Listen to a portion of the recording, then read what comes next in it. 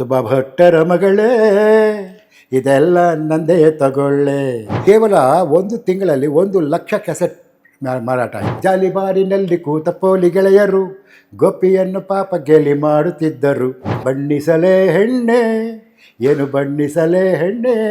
ಸರಿಯಾದ ಜಾಗದಲ್ಲಿ ಸರಿಯಾದ ಸಮಯದಲ್ಲಿ ಸರಿಯಾದ ವ್ಯಕ್ತಿಗಳ ಜೊತೆ ಇದೆ. ಏನಿಲ್ಲ ಅಂದರೂ ದಿನ ಕನಿಷ್ಠ 8 ಗಂಟೆ ಓದ್ತಾ ಇದ್ದೆ ನಾನು. ನಿಜ ಹೇಳ್ಬೇಕಂದ್ರೆ ರಾತ್ರಿ ನಿದ್ದೆ ಬರಲ್ಲ. ಸೊ ಅದಕ್ಕೆ ನಾನು ಲೌಕಿಕ ಕವಿತೆ ಬರ್ತಾ ಬರ್ತಾ ಭಾಳ ಸಂಕೀರ್ಣ ಆಗ್ಬಿಡ್ತದೆ. ಆಧ್ಯಾತ್ಮಿಕವಾಗಿ ಆ ಥರದ ಆಸಕ್ತಿಗಳು ಇಲ್ಲ, ಅನುಭವಗಳು ಇಲ್ಲ. ಕವಿತೆಯಲ್ಲಿ ನನಗೆ ನಾನು ಸುಳ್ಳು ಹೇಳ್ಕೊಳಕ್ಕಾಗಲ್ಲ. ನಂಬಿ ಕೆಟ್ಟವರಿಲ್ಲವರು, ಕೆಟ್ಟರೂ ಪರವಾಗಿಲ್ಲ, ನಾನು ಮನುಷ್ಯರನ್ನ ನಂಬ್ತೀನಿ ಅನ್ನೋ ನಾನು.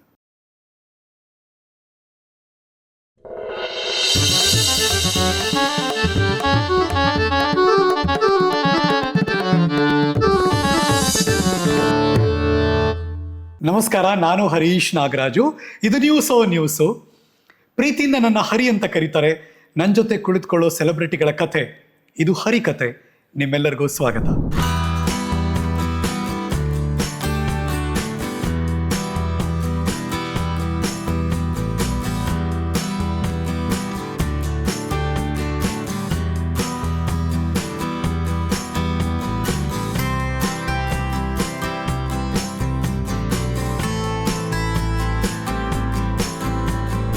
ಪದ್ಯ, ಅವರ ಹಾಡು, ಅದು ಪುಸ್ತಕದಲ್ಲಾಗಲಿ, ಕೇಳಿಸ್ಕೋಬೇಕಾದ್ರೆ ಅವರ ಭಾವಗೀತೆಗಳಾಗಲಿ, ಅಥವಾ ಸಿನಿಮಾ ನೋಡಿದಾಗ ಅಲ್ಲಿ ಬರುವಂಥ ಹಾಡಾಗಲಿ, ನಮ್ಗೆ ಅವ್ರು ಯಾವಾಗಲೂ ಇಷ್ಟ ಆಗ್ತಾರೆ.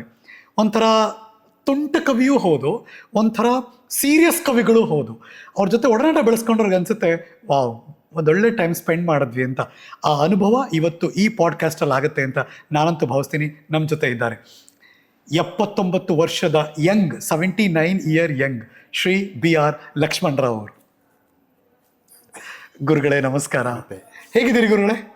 ಹೀಗೆ ಅದಕ್ಕೆ ಯಾವಾಗಲೂ ಖುಷಿ ಆಗುತ್ತೆ ನನಗೆ. 79, ಇನ್ನೇನು 80ರ ಹೊಸ್ತಿಲಲ್ಲಿದ್ದಾರೆ. ಬಟ್ ಅವ್ರು ನಮ್ಗೆ ಅಷ್ಟೇ ಏನು ಒಂಥರ ಉತ್ಸಾಹ, ಹುಮ್ಮಸ್ಸನ್ನು ನೀವು ನಮಗೆ ತುಂಬ್ತೀರಾ. ಇದು ನೋಡಿದಾಗ ಏನು ನೆನಪಾಗುತ್ತೆ? ಹರಿಕತೆ ಜ್ಞಾಪಕ. ಅವೆಲ್ಲ ಹಾಗೆ ಹರಿಕತೆ ಏನು ಮಾಡಬೇಕಾದ್ರೆ ಮೈಕ್ ಇಟ್ಕೊಂಡು ಮಾಡ್ತಿದ್ರಲ್ವ? ಹೌದು. ಹರಿಕತೆ ಅಂದಾಗ ಯಾವ ಪದ್ಯ ನೆನಪಾಗುತ್ತೆ? ಶ್ರೀಮದ್ ರಮಣ ಗೋವಿಂದ ಗೋವಿಂದ. ಅದೆಲ್ಲ ಕೇಳ್ತಿದ್ರ ಗುರುಗಳ? ನೀವಾಗೆಲ್ಲ ಕೇಳಿದ್ ನೆನಪಿದ್ಯಾ? ಹರಿಕತೆ ಅಂದರೆ ನಾನು ಹೇಳಬೇಕಾಗಿದ್ರೆ ಈ ಗ್ರಾಮೀಣ ಬದುಕಿನ ಪರಿಚಯ ನನಗೇನು ಇಷ್ಟ ಇಲ್ಲ. ನಾನು ಬೆಳೆದದ್ದೇ ನಾನು ಒಂದು ಪಟ್ಟಣದಲ್ಲಿ, ಕರೆಕ್ಟ್, ಅಲ್ಲಿಂದ ಆಚೆ ನಗರದಲ್ಲಿ. ಹೀಗಾಗ್ಬಿಟ್ಟು ನನಗೆ ಆ ಥರ. ಬಟ್ ಎಲ್ಲ ಈ ದೇವಸ್ಥಾನಗಳಲ್ಲಿ ಅಲ್ಲಿ ಇಲ್ಲಿ ಹರಿಕತೆಗಳನ್ನ ಕೇಳಿದ್ದೀನಿ. ಆಮೇಲಿಂದ ಟಿ ವಿನಲ್ಲಿ ಅಲ್ಲಿ ಇಲ್ಲಿ ನೋಡಿದ್ದೀನಿ. ಓಕೆ. ಬಟ್ ಈ ಹರಿಕತೆ ಬೇರೆ. ನಾನು ಹರಿ, ನಿಮ್ಮ ಕತೆ ಇಸ್ ಹರಿಕತೆ ಅಂತ. ಈ ಸಿಟಿ ಜನ ನಿಮ್ಮ ಕಾಲಕ್ಕೂ ಈ ಕಾಲಕ್ಕೂ ಬದಲಾಗ್ಬಿಟ್ಟಿದ್ದಾರೆ ಅಂತ ಅನ್ಸುತ್ತಾ? ಮಾತನಾಡುವ, ಆಡುವ ಭಾಷೆಯಲ್ಲಿ ಆಗತ್ತೆ. ಈಗ ನಾನು ಏನಿಲ್ಲ ಅಂದರೂ 4 ತಲೆಮಾರುಗಳನ್ನು ಅಥವಾ 5 ತಲೆಮಾರುಗಳನ್ನು ಕೂಡ ಕಂಡಿದ್ದೀನಿ. ಹೌದು. ಅದು ನಮ್ಮ ತಂದೆ ಕಾಲ ಆಗ್ಬೋದು, ಆಮೇಲೆ ನಮ್ಮ ಕಾಲ ಆಗ್ಬೋದು, ಈಗ ನಮ್ಮ ಮಕ್ಕಳ ಕಾಲ, ಮೊಮ್ಮಕ್ಕಳ ಕಾಲ, ಹೀಗೆ ಹಾಗೆ ಕಾಲ ಬದಲಾಯಿಸ್ತಾನೆ ಇರುತ್ತೆ. ಇನ್ಫ್ಯಾಕ್ಟ್ ಹಾಗೆ ನೋಡಿದ್ರೆ ನಮ್ಮ ಕಾಲಕ್ಕೇ ಕಾಲ ಕೆಟ್ಟೋಯ್ತು ಅಂತ ಇದ್ರು. ಹೌದಾ? ಹೌದು. ಈಗ ನಮ್ಮಪ್ಪ ಹೇಳ್ತಿದ್ದು ನಮ್ಮ ಕಾಲ ಚೆನ್ನಾಗಿತ್ತು, ಎಲ್ಲ ಹಾಳಾಗೋದ್ರು ಇವರೆಲ್ಲ ಅಂತ. ಹಾಗೆ ಪ್ರತಿ ತಲೆಮಾರು ಹಾಗೆ ಅಂದ್ಕೊಳ್ಳುತ್ತೇನೋ. ಬಟ್ ಪ್ರತಿ ತಲೆಮಾರಿಗೂ ಅವರದೇ ಆದ ಬಾಲ್ಯ ಇರುತ್ತೆ, ಅವರದೇ ಆದಂಥ ಯೌವನ ಇರುತ್ತೆ, ಅವರದೇ ಆದ ಅನುಭವ ಇರುತ್ತೆ. ಮತ್ತು ಆ ಅನುಭವಗಳಿಂದ ಅವ್ರು ಪಾಠ ಕಲಿತಾ ಹೋಗ್ತಾರೆ. ಹಾಗಾಗಿ ನಾವು ಮುಕ್ತ ಮನಸ್ಸಿನಿಂದ ಅದನ್ನು ಸ್ವೀಕರಿಸಬೇಕಷ್ಟೆ. ನಿಮ್ಮ ಮತ್ತು ನಿಮ್ಮ ಪದ್ಯಕ್ಕಿರುವ ಅಥವಾ ನಿಮ್ಮ ಗೀತೆಗಳಿಗಿರುವಂಥ ತಾಕತ್ತೇನಪ್ಪ ಅಂದರೆ, ಜನ್ರೇಷನ್ ಬಗ್ಗೆ ಮಾತಾಡ್ತಿದ್ರಿ. ನಿಮ್ಮ ತಂದೆಯವರು ಇಷ್ಟಪಡ್ತಾರೆ, ನಿಮ್ಮ ಮಕ್ಕಳು ಇಷ್ಟಪಡ್ತಾರೆ, ಮೊಮ್ಮಕ್ಕಳು ಹಾಡ್ತಾರೆ. ಇದು ನಿಮ್ಮ ಪದ್ಯಕ್ಕಿರುವಂಥ ದೊಡ್ಡ ಶಕ್ತಿ ಗುರುಗಳೇ. ಅಂದರೆ ನಾನು ವಯೋಸಹಜವಾಗಿ ನಾನು ಯೌವನದಲ್ಲಿ ಬರೆದ ಕವಿತೆಗಳೇ ಬೇರೆ ಇರ್ತವೆ. ಅದಾದಮೇಲೆ ಸ್ವಲ್ಪ ಪ್ರಬುದ್ಧತೆ ಬಂದಮೇಲೆ ಬರೆದದ್ದು, ಜೀವನಾನುಭವ ಹೆಚ್ಚಾದ ಹಾಗೆ ಅದಕ್ಕೆ ಈಗ ಪ್ರೀತಿ ಅಂತ ಒಂದು ಕಾನ್ಸೆಪ್ಟ್ ಇದೆ. ಈ ಪ್ರೀತಿ ಅನ್ನೋ ಕಾನ್ಸೆಪ್ಟ್ ಕೂಡ ಅದು ನಾವು ಬೆಳೆದ ಹಾಗೆ ಅದ್ರ ಕಾನ್ಸೆಪ್ಟ್ ಬೆಳೀತಾ ಹೋಗುತ್ತಲ್ವ. ಸೊ ಮೊದಲು ಪ್ರೀತಿ ಅಂತಂದರೆ ಮನೆ ಇರ್ತದೆ, ಆಮೇಲೆ ಕುಟುಂಬ ಆಗ್ತದೆ, ಆಮೇಲೆ ಊರಾಗತ್ತೆ, ಆಮೇಲೆ ಈ ದೇಶ ಆಗುತ್ತೆ, ಇಡೀ ಪ್ರಪಂಚ ಆಗುತ್ತೆ, ಇಡೀ ವಿಶ್ವ ಆಗುತ್ತೆ. ಹೀಗೆ ಅದರ ಪರಿಧಿ ಇಗ್ತಾ ಹೋಗುತ್ತೆ. ಹಾಗಾಗಿ ಪ್ರೀತಿ ಅನ್ನೋದು ಒಂದೇ ಕಾನ್ಸೆಪ್ಟ್, ಅದು ನಾವು ಬೆಳೆದ ಹಾಗೆ ಅದರ ಒಂದು ಪರಿಧಿ ಕೂಡ ಬೆಳೀತಾ ಹೋಗುತ್ತೆ. ಯಾವಾಗಲೂ ಒಂದು ಮಗು ಬೆಳಿಬೇಕಾದ್ರೆ ವಾತಾವರಣ ತುಂಬ ಇನ್ಫ್ಲೂಯೆನ್ಸ್ ಮಾಡುತ್ತೆ, ಅಂದರೆ ಪ್ರಭಾವ ಬೀರುತ್ತೆ. ಅದರಲ್ಲೂ ಸಾಹಿತ್ಯಿಕವಾಗಿ ಬೆಳಿಬೇಕಾದ್ರೆ ಯಾರೋ ಏನೋ ಒಂದು ಪ್ರಭಾವ ಬೀರ್ತಾರೆ, ಎಸ್ಪೆಷಲಿ ಮಣ್ಣಿನ ಗುಣ ಅಂತೆಲ್ಲ ಹೇಳ್ತಾರೆ. ನಿಮ್ಗೆ ಆ ಥರದ್ದು ಯಾವುದೂ ಆಗಲಿಲ್ವಾ? ಆಯಿತಾ? ಅದು ಹಾಗೆ ಆಗುತ್ತೆ. ಈಗ ನಮ್ಮ ಮೇಲೆ ಪ್ರಭಾವ ಅಂತಂದರೆ ಅದು ಸೇ ಒಂದೇನೋ ಒಂದು ಒಂದು ಒಂದು ಕಲ್ಪನೆ ಇದೆ. ಏನಂದರೆ ಒಬ್ಬ ಕವಿ ಆಗಬೇಕಾಗಿದ್ದರೆ ಅವರಿಗೆ ಒಳ್ಳೆ ಪರಿಸರ ಅಂದರೆ ನಿಸರ್ಗ, ಪ್ರಕೃತಿ, ಆ ಪ್ರಕೃತಿಯ ಸೌಂದರ್ಯ, ಅಲ್ಲಿ ಬರೋ ಸ್ಫೂರ್ತಿ ಅಂತ. ಆದ್ರೆ ಯಾಕಂದರೆ ಭಾಳ ಹಿಂದೆ ಎಲ್ಲನೂ ಆ ಥರದ ಪ್ರಾಕೃತಿಕವಾದಂಥ ಒಂದು ವರ್ಣನೆಗಳು ಎಲ್ಲ ಇರೋದು. ಆದರೆ ನಿಜವಾದ ಒಬ್ಬ ಕವಿಗೆ ಅವನಿಗೆ ಎಲ್ಲೇ ಯಾವ ಪರಿಸರದಲ್ಲೇ ಇದ್ದರೂ ಆ ಅನುಭವದಿಂದಲೇ ಅವನ ಕವಿತೆಗಳನ್ನು ಮೂಡ್ತಾ ಹೋಗುತ್ತೆ. ಕವಿತೆ ಇರೋದು ಒಳಗೆ, ಹೊರಗಡೆ ಅಲ್ಲ. ಸೊ ನಮ್ಮ ಒಳಗಿರುತ್ತಲ್ಲ, ಆ ಹೊರಗಿನ ಒಂದು ಪ್ರಪಂಚ, ಪರಿಸರ ನಮ್ಮ ಮೇಲೆ ಏನು ಪರಿಣಾಮ ಬೀರುತ್ತೆ, ಪ್ರಭಾವ ಬೀರುತ್ತೆ, ಅದು ಒಳಗಡೆ ಹೋಗಿ ಅಂತರಂಗಿಂದ ಮತ್ತು ಹೊರಗಡೆ ಬರುತ್ತಲ್ಲ. ಹಾಗಾಗಿ ಕವಿತೆ ಅನ್ನೋದಕ್ಕೆ, ಅದಕ್ಕೆ ನಾವು ಒಂದು ಹೇಳ್ತೀರಿ, ಕವಿತೆ ಅಂತಂದರೆ ಈ ಪ್ರಿಸಮ್ ಇದ್ದ ಹಾಗೆ ಅಂತ. ಪ್ರಿಸಮ್ ಅದನ್ನು ಪಟ್ಟಕ ಅಂತ ಕರೀತಾರೆ. ಈ ಪ್ರಿಸಮ್ ಒಳಗಡೆಗೆ ಒಂದು ಕಿರಣ ಹೋದರೆ ಕರೆಕ್ಟು. ಸೊ ಕವಿ ಕವಿ ಒಂದು ಪ್ರಿಸಮ್ ಅಷ್ಟೇ. ಅವನೊಂದು ಪಟ್ಟಕ ಇದ್ದ ಹಾಗೆ. ಈ ಅನುಭವ ಅನ್ನೋದಿದೆಯಲ್ಲ, ಅದು ಒಂದು ಕಿರಣ ಒಳಗಡೆ ಹೋದರೆ ಅದು ಒಳಗಡೆ ಏನಾಗುತ್ತೆ, ಇದೆಲ್ಲ ರಿಫ್ರಾಕ್ಷನ್ ಆಗುತ್ತೆ. ಹೌದು, ವಕ್ರೀಭವನ ಅಂದ್ಬಿಟ್ಟು ಎಲ್ಲ ಅದು ಒಂದು ಸಪ್ತವರ್ಣದ ಒಂದು ಹೊರಗಡೆ ಬರ್ತಲ್ವ. ಇದು ಕವಿತೆಯಲ್ಲಾಗುತ್ತದೆ. ಅಂದರೆ ಕವಿಯ ಮೂಲಕ ಬಂದಾಗ ಅನುಭವಗಳಿಗೆ ಆ ಸಪ್ತವರ್ಣಗಳು ಬರ್ತವೆ. ಹೀಗೆ ಕವಿತೆ ಮೂಡುತ್ತೆ ಅಂತ. ಸೊ ಕವಿನೇ ನಿಜವಾದ ಮೀಡಿಯಮ್.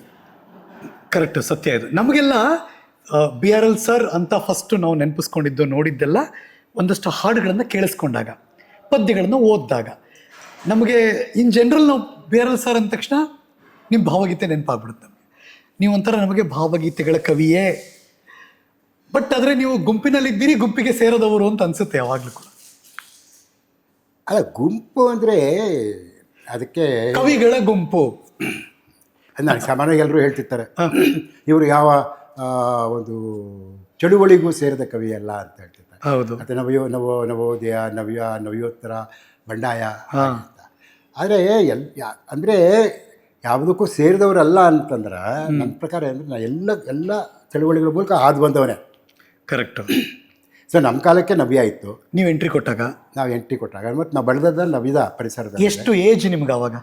ಆವಾಗ ನನಗೆ ಟೀನೇಜ್ ಅಷ್ಟೇ, ಇನ್ನೂ ಆವಾಗ 18-19ರಿಂದ. ಓಕೆ, ಆವಾಗಿಂದ. ಸೊ ಆಮೇಲೆ ಒಂದು 10 ವರ್ಷ ಆದಮೇಲೆ ನಮಗೆ ನವ್ಯ ಅಲ್ಲ, ನಮ್ಮ ಒಂದು ಏನು ಸೆನ್ಸಿಬಿಲಿಟಿಗೆ, ಆಲೋಚನೆ, ಅದು ನವ್ಯ ಅಲ್ಲ ಅಂತ. ಯಾಕಂದರೆ ನಮ್ಮ ನವ್ಯ ಸಂಪೂರ್ಣವಾಗಿ ಅದು ಬುದ್ಧಿಗೆ ಪ್ರಾಧಾನ್ಯತೆ ಕೊಡ್ತಾ ಇತ್ತು, ಭಾವಕ್ಕಲ್ಲ. ಸೊ ನಮ್ಮಲ್ಲಿ ಒಂದು ರೀತಿ ಏನೋ ಭಾವಾರ್ಧತೆ ಅಂತ ಹೇಳ್ತೀವಿ, ಅದು ನಮ್ಮಲ್ಲಿ ಇತ್ತು. ಒಂಥರ ಸೆಂಟಿಮೆಂಟ್ಯಾಲಿಟಿ. ಈಗ ವೆಂಕಟೇಶ್ ಮೂರ್ತಿಗೆ ಆಗ್ಬೋದು, ನನಗೆ ಆಗ್ಬೋದು, ನಾವೆಲ್ಲನೂ ಒಂಥರ ಸೆಂಟಿಮೆಂಟಲ್ ಆಗಿದ್ದು. ನೀವೆಲ್ಲ ಒಂದೇ ವಾರ್ಗಿ ಅವರ ಗುರುಗಳೇ? ಹೌದು. ನೀವು HS ವೆಂಕಟೇಶ್ ಮೂರ್ತಿಗಳು? ಹೌದು. ಇನ್ಯಾರ್ಯಾರು? ನಾನು HS ವೆಂಕಟೇಶ್ ಮೂರ್ತಿ, ದೊಡ್ಡಗೌಡರು, ವ್ಯಾಸರಾವ್, ಮತ್ತು ಇವತ್ತು ತಿರುಮಲೇಶ್ ಸ್ವಲ್ಪ ದೊಡ್ಡವರು ನಮಗಿಂತ. ನಾವೆಲ್ಲ ಒಟ್ಟಿಗೆ ನಮ್ಮನ್ನು ಒಂಥರ ನವ್ಯೋತ್ತರ ಕವಿಗಳು ಅಂತ ಕರೀತಾ ಇದ್ವಿ. ಓಕೆ. ಯಾಕಂದರೆ ನವ್ಯದಿಂದ ಆಫ್ ಶೂಟ್ಸ್ ನಾವೆಲ್ಲ ಹೊರಗಡೆ ಬಂದಂಥವ್ರು. ಓಕೆ. ಸೊ ನಾವು ಯಾಕೆ ನವ್ಯದ ಒಂದು ಮನೋಧರ್ಮಕ್ಕೆ ಅದು ಯಾಕೆ ನಮಗೆ ಒಗ್ಗಲಿಲ್ಲ ಅಂತಂದರೆ, ಒಂದು ಅದು ತೀರಾ ಅದು ಬೌದ್ಧಿಕವಾಗಿತ್ತು, ಅಂದರೆ ಇಂಟೆಲೆಕ್ಚುವಲ್ ಆಗಿತ್ತು. ಓಕೆ. ಮತ್ತು ಸಿನಿಕಲ್ ಆಗಿತ್ತು ಅದು. ಅಂದರೆ ನವ್ಯ ಹುಟ್ಟಿದ್ದೇನೆ ಒಂದು ಭ್ರಮ ನಿರಸನದಿಂದ. ಏನು ಸ್ವಾತಂತ್ರ್ಯ ಚಳುವಳಿಯ ನಂತರ ಏನು ರಾಮರಾಜ್ಯ ಬಂದ್ಬಿಡುತ್ತೆ ಅನ್ನೋವಂಥ ಒಂದು ಆ ಚಳುವಳಿ ಇತ್ತಲ್ಲ, ಆ ಚಳುವಳಿ ಎಲ್ಲ ಹುಸಿಯಾದಾಗ ಆವಾಗ ಭ್ರಮ ನಿರಸನದಿಂದ ಬಂದಂಥ ಕಾವ್ಯ ಅಡಿಗರ ಕಾವ್ಯ. ಹೌದು, ಗೋಪಾಲಕೃಷ್ಣ ಅಡಿಗರ ಕಾವ್ಯ. ಮತ್ತು ವಾಸ್ತವವಾದಿ ಕಾವ್ಯ ಅದು ಮುಂಚೆ ಆದರ್ಶದ ಕಾವ್ಯ ಆಗಿತ್ತು, ಆಮೇಲೆ ಇದು ವಾಸ್ತವವಾದಿ ಕಾವ್ಯ ಆಯಿತು. ಸೊ ಈ ಕಟು ವಾಸ್ತವ ಇದೆಯಲ್ಲ, ಈ ನಿಷ್ಠುರವಾದಂಥ ವಸ್ತುನಿಷ್ಠತೆ ಅಂತಲ್ಲ. ಮತ್ತು ಕವಿತೆ ಬರ್ತಾ ಬರ್ತಾ ಭಾಳ ಸಂಕೀರ್ಣ ಆಗಿಬಿಡ್ತದೆ, became very very complex. Okay. ಅದೇ ಈ ನಮ್ಮ ಅನುಭವ ಎಷ್ಟು ಸಂಕೀರ್ಣವಾಗಿದೆಯೋ ಕವಿತೆಯೂ ಅಷ್ಟೇ ಸಂಕೀರ್ಣವಾಗಿರಬೇಕು ಅಂತ. ಓಕೆ. ಎಷ್ಟು ಸಂಕೀರ್ಣವಾಗಿಬಿಡ್ತು ಅಂದರೆ ಸಾಮಾನ್ಯ ಜನಕ್ಕೆ ಅರ್ಥವೇ ಆಗ್ತಿರಲಿಲ್ಲ ಅದು. ಹೌದು, ಹಂಗೆ ಆಗ್ಬಿಡ್ತಿತ್ತು. ಕರೆಕ್ಟ್. ಅಡಿಗರ ಕವಿತೆಗಳಲ್ಲಿ ನಾವು ಓದಿದ್ರೆ ಅಡಿಗರ ಕವಿತೆ ಆದರೂ ಅರ್ಥ ಆಗುತ್ತೆ. ನಂತರದ ನವ್ಯದ ಕವಿಗಳಿದಾರಲ್ಲ, ಅವ್ರು ಬೇಕಂತಲೇ ಅವರು ಅದನ್ನು ಕಾಂಪ್ಲೆಕ್ಸ್ ಮಾಡೋಕ್ಕೆ ಹೋದ್ರು, ಕಾಂಪ್ಲಿಕೇಟ್ ಮಾಡೋದು. ಅಂದರೆ ತುಂಬ ಅರ್ಥವಾಗದೇ ಇರೋ ಕವಿತೆ ನಿಜವಾದ ಕವಿತೆ ಅಂತಾರೆ. ಅಂದರೆ ಸಾಮಾನ್ಯ ಜನರಿಗೆ ಅದು ಅರ್ಥ ಮಾಡ್ಕೊಳ್ಳೋಕೆ ಕಷ್ಟ ಆಗ್ತಿತ್ತು, ಜನ ದೂರ ಆಗ್ತಿದ್ರು. ನಮಗೇನೆ ಇದಲ್ಲ ಅನಿಸ್ತಾ ಇತ್ತು. ಹಾಗಾಗಿ ನಾವು ನಮ್ಮದೇ ರೀತಿಯಲ್ಲಿ ಬೇರೆ ಬಂದ್ವಿ. ಸೊ ನನ್ನಲ್ಲಿ ಆ ಥರದಲ್ಲಿ ಏನಪ್ಪ ಅಂತಂದರೆ, ನನಗೆ ಮೊದಲಿಂದಲೂ ಕೂಡ ಒಂದು ಭಾವುಕತೆ ಇತ್ತು. ನನಗೆ ಕುಟುಂಬದಲ್ಲೇನೆ ತಾಯಿ ಆಗ್ಬೋದು, ತಂಗಿಯರಾಗ್ಬೋದು, ಆಮೇಲೆ ಸ್ನೇಹಿತರಾಗ್ಬೋದು ಎಲ್ಲ, ಮತ್ತು ಆ ರೀತಿ ಹಚ್ಕೊಳ್ಳುವಂಥ ಗುಣ ಇರ್ತದಲ್ಲ. ಸೊ ಆ ಬದುಕನ್ನು ಅದಕ್ಕೆ ನನಗೆ ಅಡಿಗರಿಂದ ಪ್ರಭಾವಿತರಾದ್ರೂ ನಾನು ನಿಜವಾಗೂ ಕೂಡ ತುಂಬ ಇಷ್ಟಪಡ್ತಾ ಇದ್ದ ಕವಿ ಮತ್ತು ನನ್ನ ಮೇಲೆ ತುಂಬ ಪ್ರಭಾವ ಬೀರಿದ ಕವಿ ಅಂದರೆ ನರಸಿಂಹಸ್ವಾಮಿಗಳು. K S okay. ನರಸಿಂಹಸ್ವಾಮಿಗಳು ಕೂಡ ಆ ರೀತಿಯ ಭಾವುಕತೆಯ ಕವಿತೆಗಳಿಂದ ನವ್ಯಕ್ಕೆ ಬಂದವರೇ. ಹೌದು, ಕರೆಕ್ಟ್. ಅವರು ತಮ್ಮನ್ನು ಎಸ್ಟಾಬ್ಲಿಷ್ ಮಾಡ್ಕೊಳ್ಬೇಕಾದ್ರೆ, ಆದರೆ ಅವರಲ್ಲಿ ಕೊನೆ ತನಕನೂ ಅವರು ಆ ಒಂದು ಆ ನವಿರಾದಂಥ ಭಾವನೆಗಳು. ನೋಡಿ, ನಮಗೆ ಕೆ ಎಸ್ ಎನ್ ಅಂದ ತಕ್ಷಣ ನಮಗೆ ಕಣ್ಮುಚ್ಕೊಂಡ್ರೆ ರಾಯರು ಬಂದರು, ಮಾವನ ಮನೆಗೆ ರಾತ್ರಿ ಆಗಿತ್ತ, ಅವೆಲ್ಲ ಬಹಳ ರೊಮ್ಯಾಂಟಿಕ್ ಆದ ಕಲ್ಪನೆಗಳು. ಆಮೇಲೂ ಕೂಡ ಅವರು ಎಷ್ಟು ಸರಳವಾಗಿತ್ತು ಅಂತ ಅರ್ಥ. ಸರಳವಾಗಿತ್ತು ಮತ್ತು ಜನಸಾಮಾನ್ಯರಿಗೆ ಐಡೆಂಟಿಫೈ ಮಾಡ್ಕೊಳಕ್ಕಾಗತ್ತೆ. ಕರೆಕ್ಟ್ ಅಲ್ವಾ? ಯಾವಾಗ ನಮ್ಮ ಯಾವ ಕವಿತೆ ಯಾವಾಗ ಅದು ಜನಕ್ಕೆ ಇಷ್ಟ ಆಗುತ್ತೆ ಅಂದರೆ ಅದು ಅವ್ರ ಕವಿತೆ ಆದಾಗ. ಶಾನು ಬೋಗರ ಮಗಳೇ ಅಂದ ತಕ್ಷಣ ಕೆ ಎಸ್ ಎನ್ ನೆನಪಾಗ್ಬಿಡ್ತಾರೆ ನಮಗೆ. ಹೌದು, ಅಂದರೆ ಆ ಪರಿಸರ, ಆ ಕಾಲ ಆಯ್ತಾ, ಇಡೀ ಕಾಲಘಟ್ಟವನ್ನು ಅವ್ರ ಕವಿತೆ ಹಿಡಿದಿಟ್ಟಿದೆ. ಹೌದು. ಸೊ ಇವತ್ತಿಗೂ ನಮಗೆ ಆ ಕಾಲಘಟ್ಟ ಹೇಗಿತ್ತು, ಆವಾಗಿನ ಜೀವನ ಮೌಲ್ಯಗಳು ಹೇಗಿದ್ವು, ಸಂಬಂಧಗಳು ಹೇಗಿದ್ವು ಅನ್ಬೇಕಾಗಿದ್ರೆ ನಿಮಗೆ ಕೆ ಎಸ್ ನರಸಿಂಹಸ್ವಾಮಿಗಳ ಕವಿತೆಗಳನ್ನ ನೋಡಿಬಿಟ್ರೆ, ಬೇಂದ್ರೆಯವರ ಕವಿತೆಗಳನ್ನ ನೋಡಿದ್ರೆ ಧಾರವಾಡದ ಬದುಕೆ ಆಗಿತ್ತು ಅದೆಲ್ಲ ಅಲ್ವಾ? ಅಂದರೆ ಅವ್ರ ಜನರ ಜೊತೆ ಒಡನಾಡಿದಂಥ ಕವಿತೆಗಳು. ಸೊ ಜನಸಾಮಾನ್ಯರೊಂದಿಗೆ ಒಡನಾಡಿದ ಕವಿತೆಗಳು. ಹಾಗಾದಮೇಲೆ ಅವಕ್ಕೆಲ್ಲ ಕುವೆಂಪು ಅವ್ರದ್ದು ಕೂಡ ಹಾಗೆ ಅದರಿಂದ ನಮಗೇನಾಗತ್ತೆ ಅಂದರೆ ಆ ಒಂದು ಏನಿತ್ತು ನವೋದಯದ ಆ ಶ್ರೀಮಂತವಾದಂಥ ಆ ಒಂದು ಭಾವುಕವಾದಂಥ ಒಂದು ಸಂಬಂಧಗಳು, ಆ ಪರಿಸರ ಇತ್ತಲ್ಲ, ಅದು ಸಂಪೂರ್ಣವಾಗಿ ನವ್ಯಕ್ಕೆ ಬಂದಾಗ ಅದನ್ನು ವಾಸ್ತವವಾದಿಯಾಗಿ ಇಡೀ ಆ್ಯಕ್ಚುಲಾಗಿ ನವ್ಯ ಅನ್ನೋದೇ ಒಂದು ರೀತಿ ನಗರೀಕರಣಗೊಂಡಂತಹ ಕಾವ್ಯ, ನಾಗರಿಕ ಕಾವ್ಯ. ಸೊ ಹಾಗಾಗಿ ನನಗೆ ಅದು ನಮ್ಮ ಕಾವ್ಯ ನಮ್ಮ ದಾರಿ ಅಲ್ಲ ಅಂತಾರೆ, ನಮ್ಮ ಸಂವೇದನೆಗೆ ಅದು ಒಗ್ಗೋದಿಲ್ಲ. ನೀವು ಇಷ್ಟಪಟ್ಟು ಭೇಟಿ ಮಾಡಬೇಕು ಅಂತ ಇದ್ದಂಥ ಆಗಿನ ಕವಿಗಳು ಯಾರ್ಯಾರು ಮತ್ತು ಯಾರನ್ನು ಭೇಟಿ ಮಾಡಿದ್ರಿ? ಅಂದರೆ ನಮಗೆ ಇನ್ಫ್ಯಾಕ್ಟ್ ಏನಾಗುತ್ತೆ, ನನಗೆ ಭಾಳ ದೊಡ್ಡ ಅನುಕೂಲ ಏನಪ್ಪ ಅಂದರೆ, ನಾನು ಬೆಂಗಳೂರಿಗೆ ಬಂದೆ. ಬೆಂಗಳೂರು ಬಂದು ಇಲ್ಲಿ ಕಾಲೇಜ್ ಜಾಯ್ನ್ ಆದಾಗ ನಾನು ಮೊಟ್ಟ ಮೊದಲು ಭೇಟಿ ಮಾಡಿದ ಕವಿನೇ ನಿಸಾರ್ ಅಹಮದ್ ಅವರು. ನಿಸಾರ್ ಅಹಮದ್ ಯಾಕಂದರೆ ನಿಸಾರ್ ಅಹಮದ್ ಕವಿತೆಗಳು ಅಷ್ಟೊತ್ತಿಗೆ ಓದ್ಕೊಂಡಿದ್ದೆ ನಾನು. ಮತ್ತು ನನಗೆ ಭಾಳ ಇಷ್ಟವಾದ ಕವಿ ಅವರು. ಅಂದರೆ ಭಾಳ ಒಂದು ಹೊಸ ಸಂವೇದನೆ ಇತ್ತು ಅವರ ಕವಿತೆಗಳಲ್ಲಿ, ಮತ್ತು ಒಳ್ಳೆ ಲಯ ಇತ್ತು, ಎಲ್ಲ ಇತ್ತಲ್ವ. ಮತ್ತು ಅವರ ಅನೇಕ ಕವಿತೆಗಳು ನನಗೆ ಬಾಯಿಗೆ ಬರ್ತಾಯಿತ್ತು. ಸೊ ನೀವು ಹಾಡ್ತಿದ್ರಿ ಕೂಡ? ನಿಸಾರ್ ಅಹಮದ್ ಅಷ್ಟೊತ್ತಿಗೆ ಇನ್ನೂ ಅವ್ರದ್ದು ಇದು ಬಂದಿರಲಿಲ್ಲ, ಅದು ನಿತ್ಯೋತ್ಸವ ಬಂದಿರಲಿಲ್ಲ. ಆಮೇಲೆ ನಿತ್ಯೋತ್ಸವ ಬಂದಿದ್ದ ಆಮೇಲೆ ನಾನು ಹೇಳ್ತಿರೋದು ಅವ್ರು ಇನ್ನೂ ನವ್ಯ ಕವಿ ಆಗಿದ್ದಾಗಲೇ. ನವ್ಯ ಕವಿಗಳಲ್ಲೇ ತುಂಬ ಜನಪ್ರಿಯರಾದಂಥ ಕವಿ ಅವರು. ಹೌದು, ಜನಪ್ರಿಯರಾದಂಥವು. ಕರೆಕ್ಟ್. ಅವರ ಕುರಿಗಳು ಇರ್ಬೋದು, ಅದೆಲ್ಲ ಆವಾಗ ಅವ್ರು ಓದ್ತಾರೆ, ಭಾಳ ಚೆನ್ನಾಗಿ ಓದ್ತಾ ಇದ್ರು ಕವಿತೆಗಳನ್ನು. ಅವರಿಂದ ಎಲ್ಲ ನಾವು ಕಲ್ತಿದ್ದು ಕವಿತೆ ಹೇಗೆ ಓದಬೇಕು ಅಂತ ಕಲ್ತಿದ್ದೇನೆ ನಿಸಾರ್ ಅಹಮದ್ ಅವರಿಂದ. ಅದಕ್ಕೆ ಹಿಂಗೆ ಓದಬೇಕು ಅಂತ ಏನಾದರೂ ಇದೆಯಾ ಗುರುಗಳೇ? ಹಿಂಗೆ ಅಂತಲ್ಲ, ಇಂಪ್ರೆಸ್ ಆಗೋದು. ಈಗ ಕವಿತೆಯನ್ನು ನೀವು ಓದಿದಾಗ ಕೇಳುಗರಿಗೆ, ಆ ಕೇಳುಗರ ಮುಟ್ಬೇಕಲ್ವಾ, ಅದರಿಂದ ಆ ಕವಿತೆಯಲ್ಲಿರುವಂಥ ಎಲ್ಲ ಡ್ರಾಮ್ಯಾಟಿಕ್ ಎಲಿಮೆಂಟ್ ಇರಬೇಕು. ಅದನ್ನೆಲ್ಲನೂ ಹಾವಭಾವದೊಂದಿಗೆ ಓದೋ ಒಂದು ಕಲೆ ಇರ್ತದೆ. ಒಂದು ಉದಾಹರಣೆ ಹೇಳ್ಬೋದಾ? ಸುಮ್ಮನೆ ಒಂದು ಲೈನು. ಇವಾಗ ಹೆಂಗೆ ಅವರೇ ಕುರಿಗಳು ಸಾಗಿದ್ದೇ ಗುರಿಗಳು ಅಂತ ಹೇಳ್ತಾರೆ. ಮಂದೆಯಲ್ಲಿ ಒಂದಾಗಿ ಸ್ವಂತಿಕೆಯೇ ಬಂದಾಗಿ, ಇದರ ಬಾಲ ಅದು ಮತ್ತು ಅದರ ಬಾಲ ಇದು ಮೂಸಿ, ದನಿ ಕುಗ್ಗಿಸಿ ತಲೆ ತಗ್ಗಿಸಿ ಅಂಡಲೆಯುವ ನಾವು ನೀವು ಕುರಿಗಳು ಕುರಿಗಳು ಅಂದರೆ ಇಷ್ಟು ಡ್ರಾಮ್ಯಾಟಿಕ್ ಆಗಿ ಓದೋರು ಅವರು. ಕರೆಕ್ಟ್. ಆದರೆ ಇದು ಆಸಕ್ತಿ ಇರ್ತಿತ್ತು ಕೇಳಿಸ್ಕೊಳ್ಳೋರು, ಕೇಳೋರ್ಗೂ ಕೂಡ ತಕ್ಷಣ ಐಡೆಂಟಿಫೈ ಮಾಡ್ಕೊಳ್ರು ತಮ್ಮೊಂದಿಗೆ ಅಲ್ವಾ. ಸೊ ಈ ಥರ ಅವ್ರ ಕವಿತೆಗಳೆಲ್ಲ ಬಹಳ ನಮಗೆ ಕೇಳೋರು ಅರ್ಥ ಮಾಡ್ಕೊಳಕ್ಕೂ ಸುಲಭ ಆಗ್ತಿತ್ತು, ನಮ್ಮೇಲೆ ಇಂಪ್ರೆಸ್ ಮಾಡ್ತಾಯಿತ್ತು. ಹಾಗಾಗಿ ನನಗೆ ಅವರ ಪ್ರಭಾವ ತುಂಬ ಇತ್ತು. ನಾ ಬೆಂಗಳೂರಿಗೆ ಬಂದಾಗ ಇಲ್ಲಿ ನಮ್ಮ government arts and science college, gas college, ಅಲ್ಲಿ ಸೇರಿದಾಗ ಮೊಟ್ಟ ಮೊದಲು ನಾನು ಭೇಟಿ ಮಾಡಿದ್ದೆ ನಿಸಾರ್ ಅಹಮದ್ ಅವರು. ಸೊ ನಿಸಾರ್ ಅಹಮದ್ ಅವರು ನಿಮ್ಮ ಪದ್ಯಗಳನ್ನು ಓದಿದ್ದೀನಿ ಅಂತ ಅವರು ಖುಷಿಯಾಗಿತ್ತು. ಆಮೇಲೆ ಸರ್ ನಾನು ಕೆಲವು ಕವಿತೆಗಳು ಬರೆದಿದ್ದೀನಿ ಅಂತ ಹೇಳಿದೆ. ನೋಡ್ತೀನಿ ಅಂತ ಹೇಳಿದರು. ಆಮೇಲೆ ನಿಮ್ಮನ್ನ ಏನಂತ ಕರೀತಿದ್ರು ಅವರು ನಿಮ್ಮನ್ನು? ನಮಗೆಲ್ಲ ಲಕ್ಷ್ಮಣ ಅನ್ನೋರು. ಲಕ್ಷ್ಮಣ. ಓಕೆ. ನನಗೆಲ್ಲ ಅವರೆಲ್ಲ ಎಲ್ಲ 10 ವರ್ಷ ಡಿಫ್ರೆನ್ಸ್, ಒಂದು ದಶಕದ ವ್ಯತ್ಯಾಸ ನಿಸಾರ್ ಅಹಮದ್ ಅವರು. ಆ ನಿಸಾರ್ ಅಹಮದ್ ಅವರು ಮೊದಲಲ್ಲಿ ಏನ್ರಿ ಲಕ್ಷ್ಮಣರಾವ್ ಅನ್ನೋರು, ಏನೇ ಲಕ್ಷ್ಮಣ ಅನ್ನೋರು. ಆಮೇಲೆ ಅಂದರೆ ಆ ಸಲಿಗೆ ಬೆಳೀತು. ಆಮೇಲೆ ಅವ್ರಿಗೆ ಪದ್ಯಗಳನ್ನು ಕೊಟ್ಟು 1-2 ವಾರ ಆದಮೇಲೆ ನೆಕ್ಸ್ಟ್ ಅವರು ನಮಗೆ ಜನರಲ್ ಸೈನ್ಸಿಗೆ ಬರುತ್ತಿದ್ದರಷ್ಟೇ. ಅದು ವಾರಕ್ಕೆ ಒಂದೇ ಪೀರಿಯಡೇ ಇರ್ತಾ ಇದ್ದಿದ್ದು ಓ ಆವಾಗ. ಯಾಕಂದರೆ ನಮಗೆ ನಾನು ಆರ್ಟ್ಸ್ ಅಲ್ವಾ, ಕರೆಕ್ಟ್. ಸೊ ಜನರಲ್ ಸೈನ್ಸ್ ಅಂತ ಒಂದಿತ್ತು. ಹೌದು. ಆ ಜನರಲ್ ಸೈನ್ಸ್ನಲ್ಲೂ ಜಿಯಾಲಜಿ ಅಂತ ಒಂದು, ಆ ಜಿಯಾಲಜಿಗೆ ಅವರು ಬರ್ತಾ ಇದ್ರು. ಹಾಗಾಗಿ ವಾರಕ್ಕೆ ಒಂದು ಪೀರಿಯಡ್ ಏನೋ ಇರೋದು. ಸೊ ಯಾವ ಪದ್ಯ ನೆನಪಿದ್ಯಾ? ಅವ್ರ ಪದ್ಯ ಓದಿ ನಿಮ್ಗೆ ಹೇಳಿದ್ದೆ ನೆನಪಿದ್ಯಾ ನಿಮ್ಮ ಪದ್ಯ? ಹಾಂ, ನಾನು ಅವ್ರಿಗೆ ಕೊಟ್ಟೆ ಆ ಕಾಲದ ಕೆಲವು ಕವಿತೆಗಳೆಲ್ಲ. ಆಮೇಲೆ ಒಂದು ವಾರ ಆದಮೇಲೆ ನೆಕ್ಸ್ಟ್ ಸಿಕ್ಕಿದಾಗ ನನಗೆ ಕೊಟ್ಬಿಟ್ಟು ಭಯ ಏನಂತಾರೋ ಏನೋ ಅಂತ, ಯಾಕಂದರೆ ಇನ್ನೂ ಆಗಷ್ಟೇ ಬರೆದಿದ್ದ ಪದ್ಯಗಳು. ಆಮೇಲೆ ಕರ್ವೇ ವರೆಯಲ್ಲಿ ಲಕ್ಷ್ಮಣ ಪದ್ಯ ಓದ್ದೆ ಕಡೆಯ ನೋಡು ಅಂತ ಬೆಂತೊಟ್ರು. ನಾನು ಸುಮ್ಮನೆ ಹೇಳಲ್ಲ ಕಡೆಯ, ನೀನು ಕವಿ ನೀನು, ಆಯಿತಾ? ಚೆನ್ನಾಗಿ ನೀನು ಡೆವಲಪ್ ಮಾಡ್ಕೋಬೇಕು, ಒಳ್ಳೆ ಕಾವ್ಯದ ಪ್ರತಿಭೆ ಇದೆ ನಿನಗೆ, ಅರ್ಥ ಆಯ್ತಾ?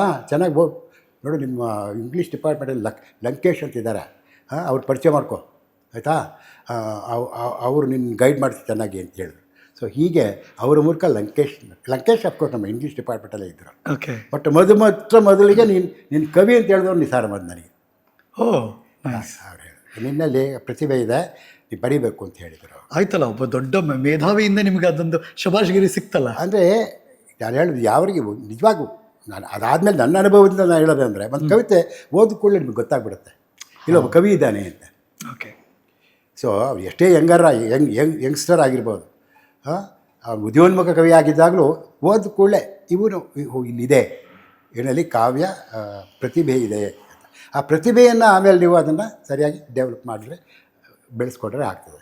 ಸೊ ಅಲ್ಲೇ ಲಂಕೇಶ್ವರು ಪರಿಚಯ ಆಗಿದ್ದ? ಲಂಕೇಶ್ ಪರಿಚಯ ನಾನೇ ಮಾಡಿಕೊಂಡೆ. ಆಮೇಲೆ ಇಂಗ್ಲೀಷ್ ಡಿಪಾರ್ಟ್ಮೆಂಟಲ್ಲಿ ಇದ್ರು ಅವರು. ಸೊ ನಾನು ಇಂಗ್ಲೀಷ್ ಮೇಜರ್ ಸ್ಟೂಡೆಂಟ್. ಓಕೆ. ಮಾಡಿಕೊಂಡು ಆಮೇಲೆ ಲಂಕೇಶರ ಪಟ್ಟ ಶಿಷ್ಯ ನಾನು. ಅದು ತುಂಬ ಇಂಪಾರ್ಟೆಂಟು. ಬಿಕಾಸ್ ಪಿ ಲಂಕೇಶ್ ಅವ್ರನ್ನ ನಾವು ಮುಖತಃ ಭೇಟಿ ಮಾಡೋಕ್ಕಾಗಿಲ್ಲ, ಓದ್ಕೊಂಡಿದ್ದೀವಿ ಅವ್ರ ಬಗ್ಗೆ, ಅವರ ನಾಟಕ, ಅವರ ನಿರ್ದೇಶನ, ಅವರ ಸಾಹಿತ್ಯ, ಅವ್ರ ಬರವಣಿಗೆ ನೋಡಿದ್ದೀವಿ ನಾವು. ಬಟ್ ಶಿಷ್ಯನಾಗಿ ಗುರುಗಳು ಅಂತ ಹೇಳಬೇಕಾದ್ರೆ ಅದು ಬೇರೆದೇ ಲೆವೆಲ್. ಅದು ಇಲ್ಲ, ನನಗೇನೆಂದರೆ ನನ್ನ ಅದೃಷ್ಟ ಅದು. ಯಾಕಂದರೆ ಅಲ್ಲ, ನನಗೆ ಎಲ್ಲ ಅನೇಕ ಕಡೆ ಹೇಳ್ತಾ ಇರ್ತೀನಿ ಅದನ್ನು. ಏನಂದರೆ ನನ್ನನ್ನು ಲಕ್ಕಿ ಲಕ್ಷ್ಮಣ್ ಅಂತ ಕರಿತಾ ಇದ್ರು ನನ್ನ ಫ್ರೆಂಡ್ಸೇ. ಯಾಕೆ ಲಕ್ಕಿ ಜೀವನದಲ್ಲಿ ಎಲ್ಲದಲ್ಲೂ ನಾನು ಲಕ್ಕಿನೇ. ಹೆಂಗೆ?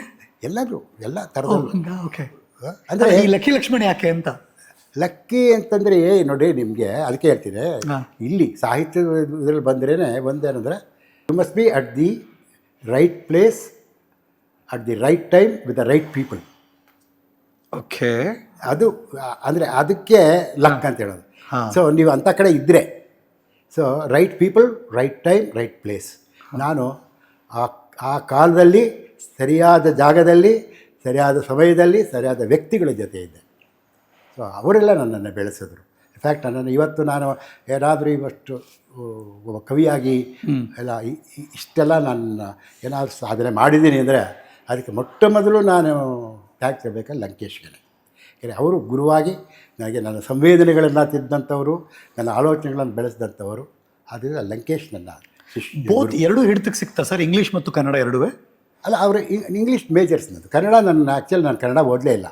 ನಾನು ಸ್ಯಾನ್ಸ್ಕ್ರಿಟ್ ಮೈನರ್ ಇತ್ತು, ಎಕನಾಮಿಕ್ಸ್ ಮೇಜರ್, ಎರಡು ಮೇಜರ್, ಎಕನಾಮಿಕ್ಸ್ ಮತ್ತು ಇಂಗ್ಲೀಷ್ ಮೇಜರ್ಸು, ಮತ್ತು ಸ್ಯಾನ್ಸ್ಕ್ರಿಟ್ ಮೈನರ್. ಯಾಕಂದ್ರೆ ನನಗೆ ಸಿಗಲಿಲ್ಲ ಕಾಂಬಿನೇಷನ್. ಬಟ್ ನೀವು ಪದ್ಯ ಬರೆದಿದ್ದೆಲ್ಲ ಕನ್ನಡದಲ್ಲೇ? ಹೌದೌದು, ಕನ್ನಡದಲ್ಲಿ. ಅಂದರೆ ಇದು ಕನ್ನಡ ಮೇಜರ್ಸ್ಗೆ ಅಂತಲೇ ಬಂದದ್ದು.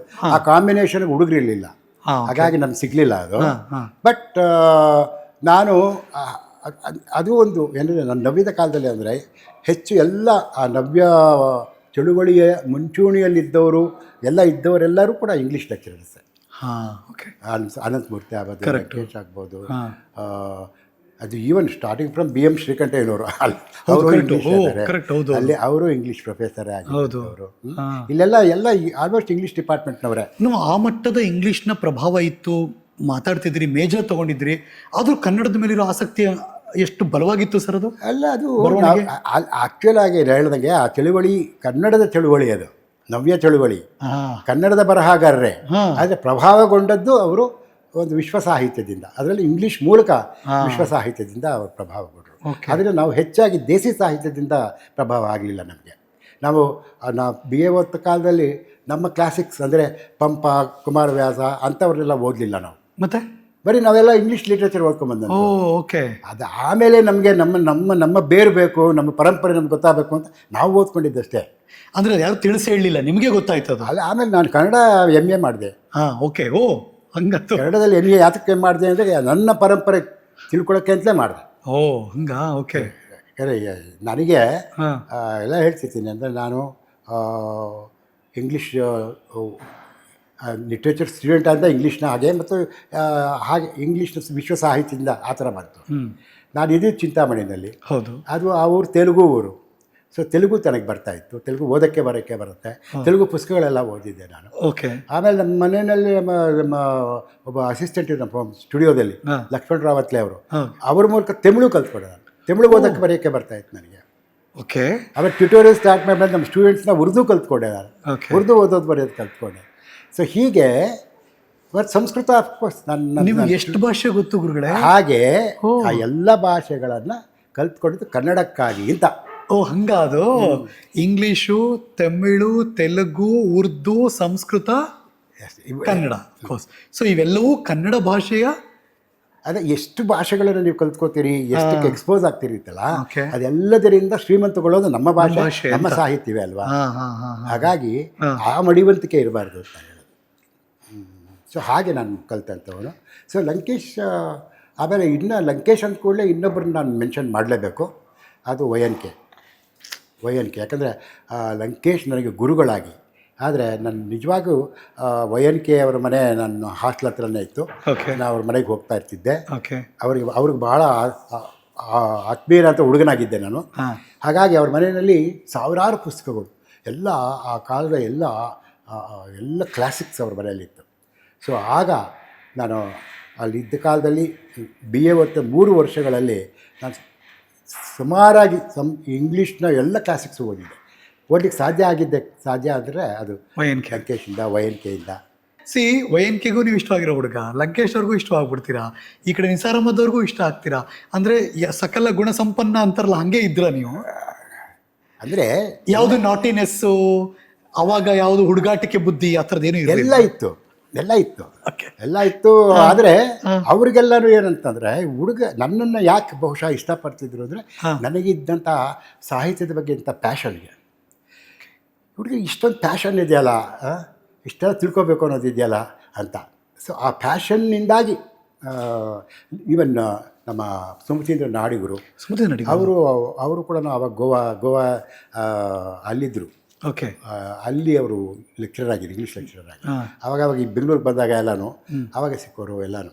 ಸೊ ನಿಜ ಹೇಳ್ಬೇಕಂದ್ರೆ ಆಗ ದಿನಕ್ಕೆ ನಾನು ಇದರಲ್ಲಿ ರಾಮಕೃಷ್ಣ ವಿದ್ಯಾರ್ಥಿ ಮಂದಿರದಲ್ಲಿದ್ದೆ. ಏನಿಲ್ಲ ಅಂದರೂ ದಿನ ಕನಿಷ್ಠ 8 ಗಂಟೆ ಓದ್ತಾ ಇದ್ದೆ ನಾನು. 8 hours ಓದು. ಯಾವುದು ಈ ಸಿಲೆಬಸ್ ಅಲ್ಲ, ಮತ್ತೆ ಪುಸ್ತಕಗಳು. ಹತ್ತರೆ ನಾನು ಎಲ್ಲ ಸುಮಾರು ಒಂದು 5-6 ಲೈಬ್ರರಿಗಳಿಗೆ ನಾನು ಮೆಂಬರ್ ಆಗಿದ್ದೆ. ಪ್ರತಿದಿನ ಹೋಗ್ತಿದ್ರಿ? ಪ್ರತಿದಿನ ಅಂದರೆ ಏನಂದರೆ ಅಲ್ಲೊಂದು ಅಡ್ವಾಂಟೇಜ್ ಏನಂದರೆ ರಾಮಕೃಷ್ಣ ವಿದ್ಯಾರ್ಥಿ ಮಂದಿರದಲ್ಲಿ ಸ್ಟಡಿ ಅವರ್ಸ್ ಅಂತಿರೋದು, ಅವಾಗ ಓದಲೇಬೇಕು ಅನ್ನೋದು ಇತ್ತು. ಹೌದು. ಆದರೆ ನನಗೇನು ಸ್ಟಡಿ ಅವರ್ಸ್ ಇರಬೇಕು ಅಂತೇನಲ್ಲ, ನನಗೆ ಖುಷಿಯಾಗಿ, ನನ್ನ ಖುಷಿಗೆ ನಾನು ಓದ್ತಾ ಇದ್ದೆ. ಎಷ್ಟೊಂದು ಲೈಬ್ರರಿಗಳಿಂದ, ಅಮೆರಿಕನ್ ಲೈಬ್ರರಿ ಇತ್ತು, ಅಲ್ಲಿ ತರ್ತಿದ್ದೆ. ಆಮೇಲೆ ಬ್ರಿಟಿಷ್ ಕೌನ್ಸಿಲ್ ಲೈಬ್ರರಿಯಿಂದ ತರ್ತಿದ್ದೆ, ಕಾಲೇಜ್ ಲೈಬ್ರರಿಯಿಂದ ತರ್ತಿದ್ದೆ, ಹಾಸ್ಟೆಲ್ ಲೈಬ್ರರಿಯಿಂದ ತರ್ತಿದ್ದೆ.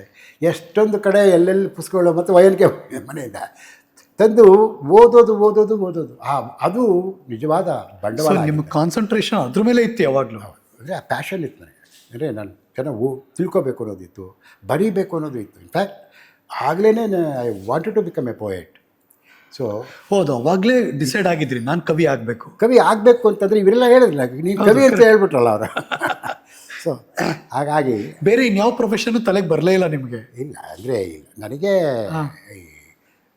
ಅದಾದಮೇಲೆ, ಇನ್ಫ್ಯಾಕ್ಟ್ ಮುಗಿಸ್ಕೊಂಡು ಬಂದಮೇಲಿಂದ ವಿಚಾರ ಆ ಮಾತಿನ ಬೇರೆ. ಇಲ್ಲೇ ಹೇಳ್ತಾ ಇದ್ದೀನಿ ನಾನು. ಏನಂದರೆ ಅಲ್ಲಿದ್ದಾಗ ಒಂದು ನನಗೆ ಆ ಥರದ ರಿಯಲ್ ಪ್ಯಾಷನ್ ಇತ್ತು. ಮತ್ತು ಒಂದು ಆಗಲಿದ್ಲೇ ನಾನು ಪದ್ಯಗಳೆಲ್ಲ ಬರಿತಾಯಿದ್ದೆ. ಕಾಲೇಜ್ ಡೇಸ್ ಎಲ್ಲ ಬರೀತಿದ್ದೆ. ಆವಾಗ ಮ್ಯಾಗ್ಝಿನ್ಸು ಇತ್ತು. ಹೌದು. ಯಾವುದು ಗೋಕುಲ, ಪ್ರಜಾಮತ ಅಂಥವೆಲ್ಲ ಯಾವುದು ಇದು ಕವಿತಾ ಅಂತ ಬರೋದು ಎಲ್ಲ.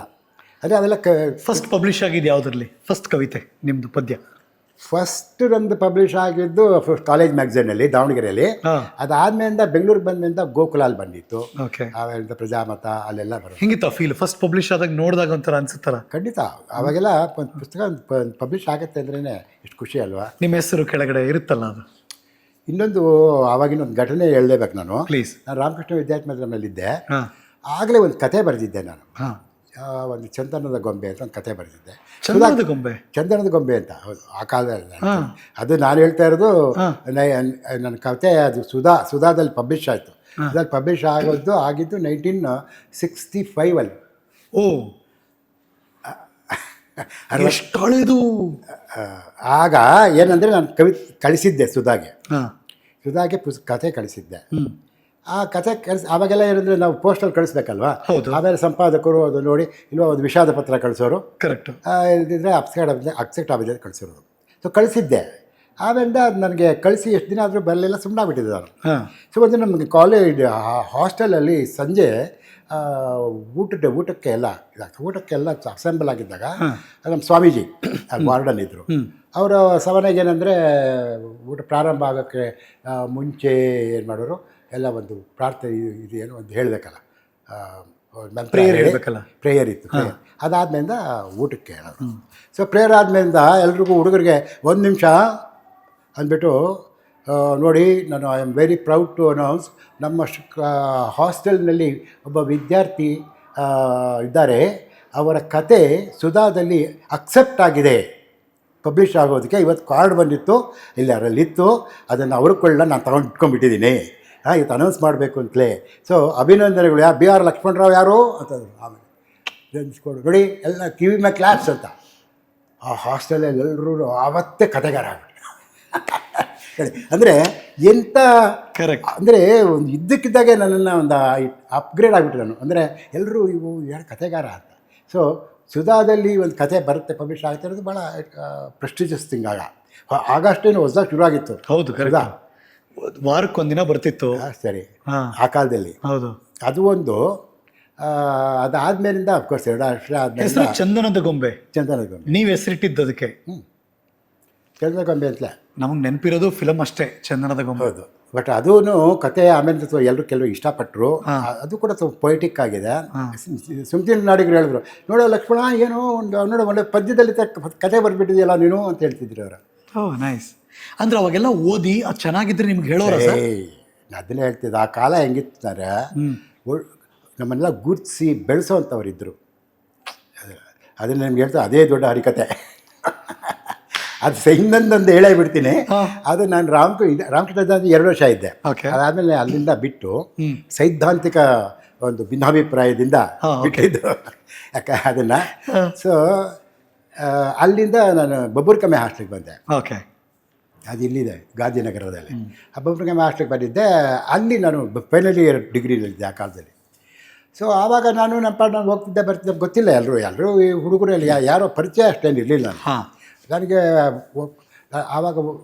ಆವಾಗ ನಾನು ಒಂದು ದೀಪಾವಳಿ ಕಥಾ ಸ್ಪರ್ಧೆಗೆ ಒಂದು ಕತೆ ಕಳಿಸಿದ್ದೆ, ಪ್ರಜಾವಾಣಿ ದೀಪಾವಳಿ ಕಥಾ ಸ್ಪರ್ಧೆ. ಓಕೆ. ಅದು ಏನಾಗಿತ್ತು, ಕಳಿಸಿದ್ದೆ ಒಂದು ಭಾನುವಾರದ ದಿನ ಬೆಳಗ್ಗೆ. ನಾನು ರೂಮಲ್ಲಿ ಮಲಗಿದ್ದೆ. ಆಮೇಲೆ ಒಂದಷ್ಟು ಜನ ಸಾಸ್ತು ಹುಡುಗರೆಲ್ಲ ಬಂದು ಬಾಗಿಲು ತಟ್ಬಿಟ್ಟು ಬಂದು ಎಪ್ಸಿದ್ರು. ಬಟ್ ಎಲ್ಲರೂ ಬಂದು ಅಭಿನಂದನೆಗಳು, ಕಂಗ್ರ್ಯಾಚುಲೇಷನ್ ಅಂತ. ಏನು ನನಗೆ ಗೊತ್ತೇ ಇಲ್ಲ ಏನು ಸಮಾಚಾರ ಅಂತ. ನಿಮ್ಮ ಕತೆ ನೋಡಿ, ಸ್ಪರ್ಧೆಯಲ್ಲಿ ಮೆಚ್ಚುಗೆ ಪಡೋದು ಕತೆ ಅಂತ ಬಂದು ಅಡ್ರೆಸ್, ನಮ್ಮ ಹಾಸ್ಟೆಲ್ ಅಡ್ರೆಸ್ ಬಂದುಬಿಟ್ಟಿದೆ, ಹಾಸ್ಟೆಲ್ ಅಡ್ರೆಸ್ ಹಾಕ್ಬಿಟ್ಟಿದ್ದಾರೆ. ಅದು ಖುಷಿ ನೋಡಿ ಅಂತ. ಅವರೆಲ್ಲರೂ ಬಂದುಬಿಟ್ಟು ಎಲ್ಲರೂ ಕಂಗ್ರ್ಯಾಚುಲೇಟ್ ಮಾಡಿ ಎಲ್ಲ ಮಾಡಿದ್ರು.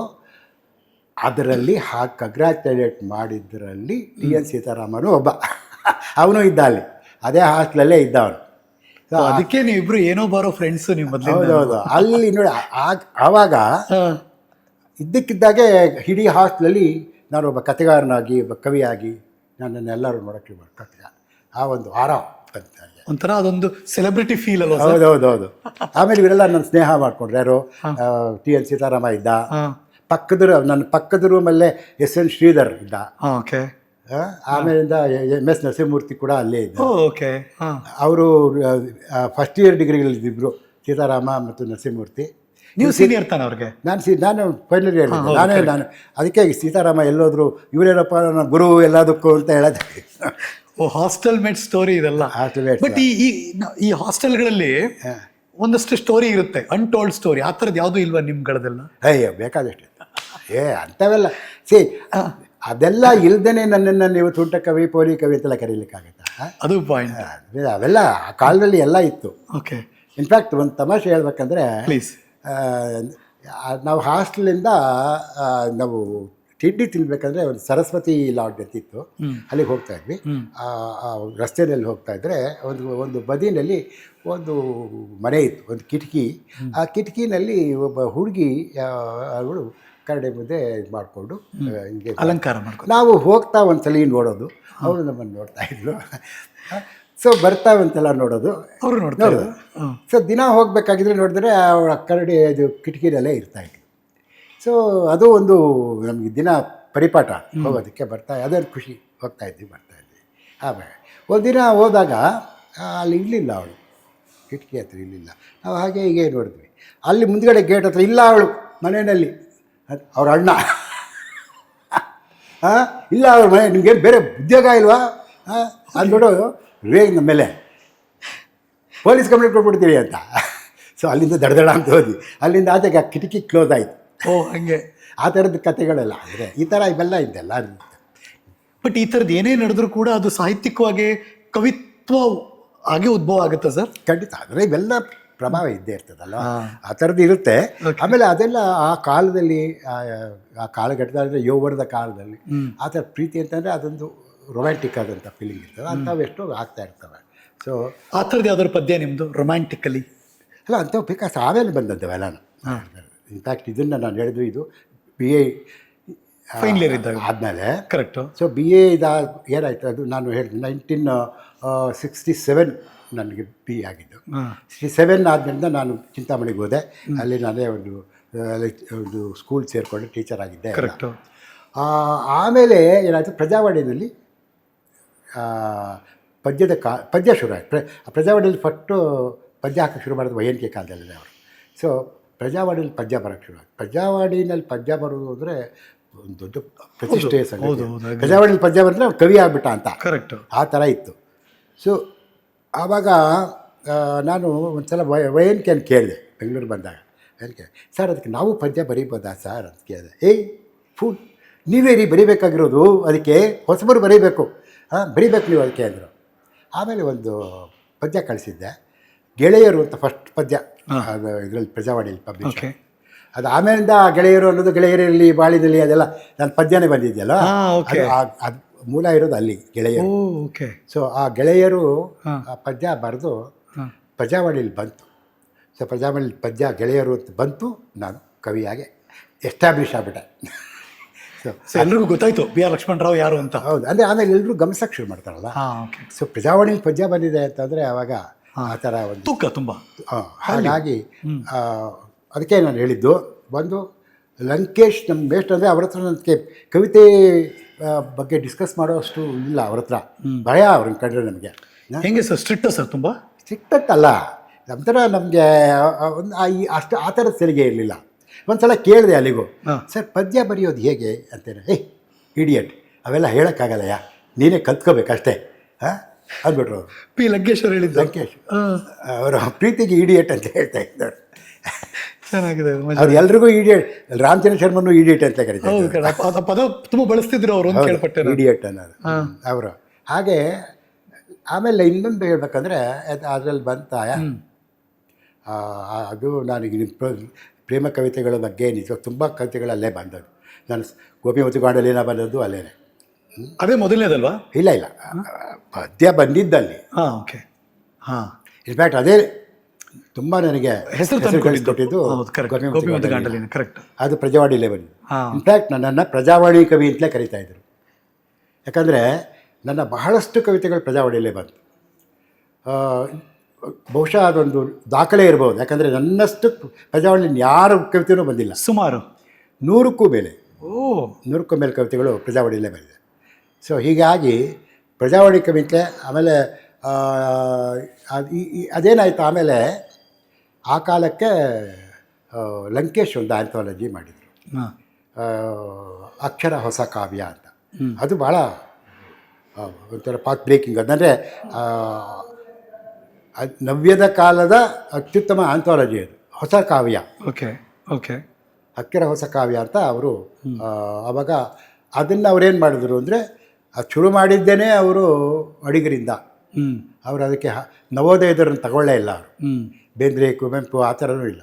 ಶುರು ಆಗಿದ್ದೆ ಅಡಿಗರ ಕಾವ್ಯದಿಂದ ಶುರು ಆಯ್ತು ಅದು. ಸೊ ಅಲ್ಲಿಂದ ಬಂದಿದ್ದದು. ಅಡಿಗರಿಂದ ಶುರುವಾಗಿ ಯಂಗೆಸ್ಟ್ ಪೊಯೆಟ್ ಆ ಆಂಥಾಲಜಿ ಇದ್ದಿದ್ದು ನಾನು. ಓ ಹಂಗೆ. ಹಾಂ ಓಕೆ. ಮತ್ತು ಬಹುಶಃ ಅಷ್ಟೊತ್ತಿಗೆ ಎಲ್ಲರೂ ಕೂಡ ಎಸ್ಟಾಬ್ಲಿಷ್ಡ್ ಪೊಯೆಟ್ಸ್ ಆಗಿದ್ದರು. ಎಲ್ಲರದ್ದು ಕವನ ಸಂಕಲನಗಳು ಬಂದಿತ್ತು. ಈ ಒಂದು ಕವನ ಸಂಕಲನ ಇನ್ನೂ ಪ್ರಕಟ ಆಗದೇ ಇದ್ದಿದ್ದು ನಂದು. ಹಾಂ ಹಾಂ ಹಾಂ ಹಾಂ ಹಾಂ. ಸೊ ಅದು ಅಕ್ಷರ ಹೊಸ ಕಾವ್ಯದಲ್ಲಿ ನನ್ನ ಕವಿತೆಗಳು. ಅದು ಏನು, ನಾನು ಲಂಕೇಶ್ಗೆ ನೋಡೋಕ್ಕೆ ಕೊಟ್ಟಿದ್ದಾನೆ ಕವಿತೆಗಳನ್ನು. ಆಮೇಲೆ ಅದು ಹೇಗಿದೆ ಅಂತ ಕೇಳೋ ಧೈರ್ಯ ನನಗಿರಲಿಲ್ಲ. ಓಕೆ. ಸುಮಾರು 6-7 ಪದ್ಯ ಕೊಟ್ಟಿದ್ದೆ ಅವ್ರಿಗೆ.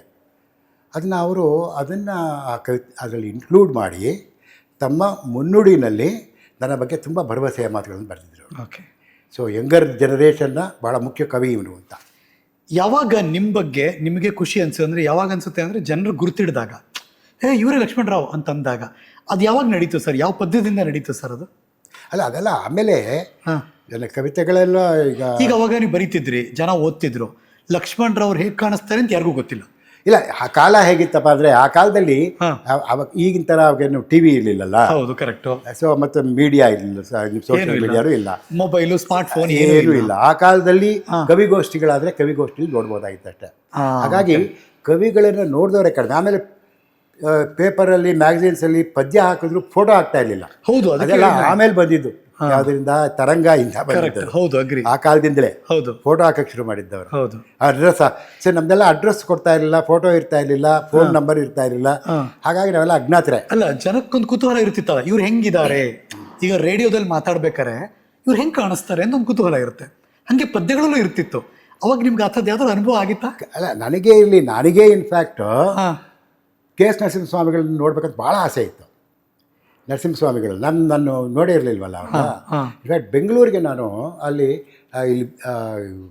ಓದ್ತಾ ಇದ್ದ ಕಾಲದಲ್ಲಿ, ಅಥವಾ ನಾನು ಚಿಂತಾಮಣಿಗೆ ಹೋದಾಗಲೂ ಅಂತ ಕಾಣ್ತದೆ, ಅದು ಜಿ ಎಸ್ ಸದಾಶಿವ ಅವ್ರದ್ದು ಒಂದು ಕಥಾ ಸಂಗ್ರಹ. ಅದು ಸನ್ನಿಹಿತ ಅಂತಾರೆ, ಇವತ್ತು ಜ್ಞಾಪಕ ಇದೆ. ಅದು ಬಿಡುಗಡೆ ಕಾರ್ಯಕ್ರಮ ಇತ್ತು. ಅದು ಗಾಂಧಿ ಬಜಾರ್ನಲ್ಲಿ ಇವರು ನಮ್ಮ ಎ ಎಸ್ ಮೂರ್ತಿ ಅವರ ತಂದೆ, ಇದು ಕಲಾ ಮಂದಿರ ಅಂತ ಇದಿತ್ತು ನೋಡಿ, ಅಲ್ಲೊಂದು ಸ್ಟುಡಿಯೋ ಇತ್ತು ಅವರು. ಅಲ್ಲಿ ಬಿಡುಗಡೆ ಕಾರ್ಯಕ್ರಮ ಇತ್ತು. ಲಂಕೇಶ್ ಏರ್ಪಾಟ್ ಮಾಡಿದ್ದು ಅದನ್ನು. ಸೊ ಅಲ್ಲಿಗೆ ಅದು ಬಿಡುಗಡೆ ಮಾಡೋದಕ್ಕೆ ಇವರು ಬಂದಿದ್ರು, ನಮ್ಮ ನರಸಿಂಹಸ್ವಾಮಿಗಳು. ನರಸಿಂಹಸ್ವಾಮಿಗಳನ್ನ ಮೊಟ್ಟ ಮೊದಲು ಅಲ್ಲೇ ನೋಡಿದ್ದೆ ನಾನು. ನೋಡಕ್ಕೆ ಹೋಗಿದ್ರಿ? ಅವ್ರು ನೋಡಕ್ಕೆ ಹೋಗಿದ್ರಿ ನೀವು? ಅಲ್ಲ, ನಾನು ಕಾರ್ಯಕ್ರಮಕ್ಕೆ ಹೋಗಿದ್ದೆ. ಅವ್ರು ಬರ್ತಾರೆ ಅನ್ನೋದು ನನಗೆ ಆ್ಯಡೆಡ್ ಅಟ್ರಾಕ್ಷನ್ನು. ಅವ್ರನ್ನ ನೋಡೇ ಇರಲಿಲ್ಲ. ಅವಾಗ ಏನು ಅನ್ನಿಸ್ತು?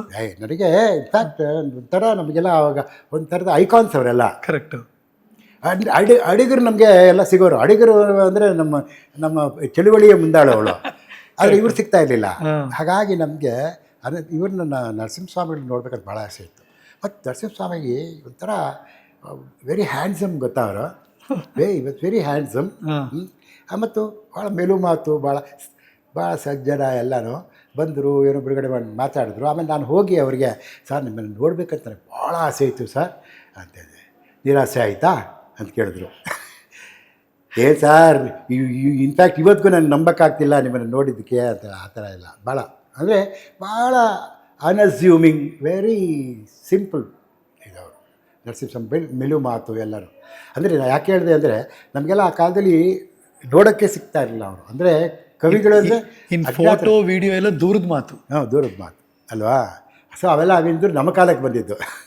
ಇವ್ರನ್ನೆಲ್ಲ ಭೇಟಿ ಮಾಡಿದ ಫೋಟೋಗಳು ಆ ಥರದ್ದು ಯಾವುದೂ ಇಲ್ಲ. ಅಂದರೆ ಆ ಕಾಲದಲ್ಲೆಲ್ಲ ಇಷ್ಟು ಸುಲಭವಾಗಿ ಫೋಟೋಗಳೆಲ್ಲ ಸಿಗ್ತಾರೂ ಇರಲಿಲ್ಲವಲ್ಲ. ಕರೆಕ್ಟ್. ಹೌದು. ಫೋಟೋಗ್ರಾಫರು ಫೋಟೋ ಸಿಗೋದು ಎಲ್ಲ ಕಷ್ಟ ಆಯಿತು ಇನ್ಫ್ಯಾಕ್ಟ್ ಆ ಕಾಲದಲ್ಲಿ. ಓಕೆ. ಒಂದು ಕಡೆ ನಿಮ್ಮ ವೃತ್ತಿಯಲ್ಲಿ ನೀವು ಅಧ್ಯಾಪಕ ವೃತ್ತಿ ನಡೀತಾ ಇತ್ತು, ಇನ್ನೊಂದು ಕಡೆ ಬರವಣಿಗೆ ನಡೀತಾ ಇತ್ತು. ಇದು ನಿಮಗೆ ಹೆಸರು ಬರ್ತಾ ಇತ್ತು, ಪ್ರಜಾವಾಣಿಲಿ ಬರ್ತಿತ್ತು. ಬಟ್ ಒಂದು ಟೈಮ್ ಇರುತ್ತಲ್ಲ, ನಾನು ಪ್ರಸಿದ್ಧಿ ಆಗಿದ್ದೀನಿ, ಈಗ ನಾನು ಎಲ್ಲರಿಗೂ ಗೊತ್ತು. ಅದು ಎಷ್ಟು ಸಮಯ ತಗೋತು ಗುರುಳೆ? ಅಲ್ಲ, ಈಗ ಫಸ್ಟ್ ನಂದು ಗೋಪಿಮತಿ ಗಾಂಡೋಲಿನ ಫಸ್ಟ್ ಕಲೆಕ್ಷನ್ ಬಂತು. ಆಯಿತು. ಆ ಕಲೆಕ್ಕೆನೇ ನನ್ನನ್ನು ಎಸ್ಟಾಬ್ಲಿಷ್ ಮಾಡ್ತು ಒಬ್ಬ ಕವಿಯಾಗಿ. ಓಕೆ. ಸೊ ಅದರಿಂದ ಆಚೆಗೆ ಎಲ್ಲ ಕಡೆ ಎಲ್ಲ ಕವಿಗೋಷ್ಠಿಗಳಿಗೆ ಕರಿತಾಯಿದ್ರು, ಎಲ್ಲಿ ಕರಿತಾಯಿದ್ರು, ನೀವು ರೆಗ್ಯುಲರ್ ಹೋಗ್ತಾ ಇದ್ರಿ? ಎಲ್ಲ ಕಡೆ ಕರಿತಾಯಿದ್ರು. ಅಂದರೆ ಅಪ್ಕಮಿಂಗ್ ಪೊಯೆಟ್ ಅನ್ನೋದಿತ್ತು. ಓಕೆ. ಬಟ್ ಆಮೇಲೆ ಎಲ್ಲ ಕಲೆಕ್ಷನ್ಸ್ ಬಂದ ಮೇಲಿಂದ ಒಂದು ಸ್ವಲ್ಪ ಎಸ್ಟಾಬ್ಲಿಷ್ ಆಗ್ತಾ ಹೋಗಿದ್ದು. ಹೇಗಿತ್ತು ನಿಮ್ಮ ಅಭಿಮಾನಿಗಳು ಸಿಕ್ಕ ಮಾತಾಡಿಸ್ತಿರ್ತಾರಲ್ಲ, ಆ ಇಂಟ್ರಾಕ್ಷನ್ಸ್ ಹೇಗಿರ್ತಿತ್ತು?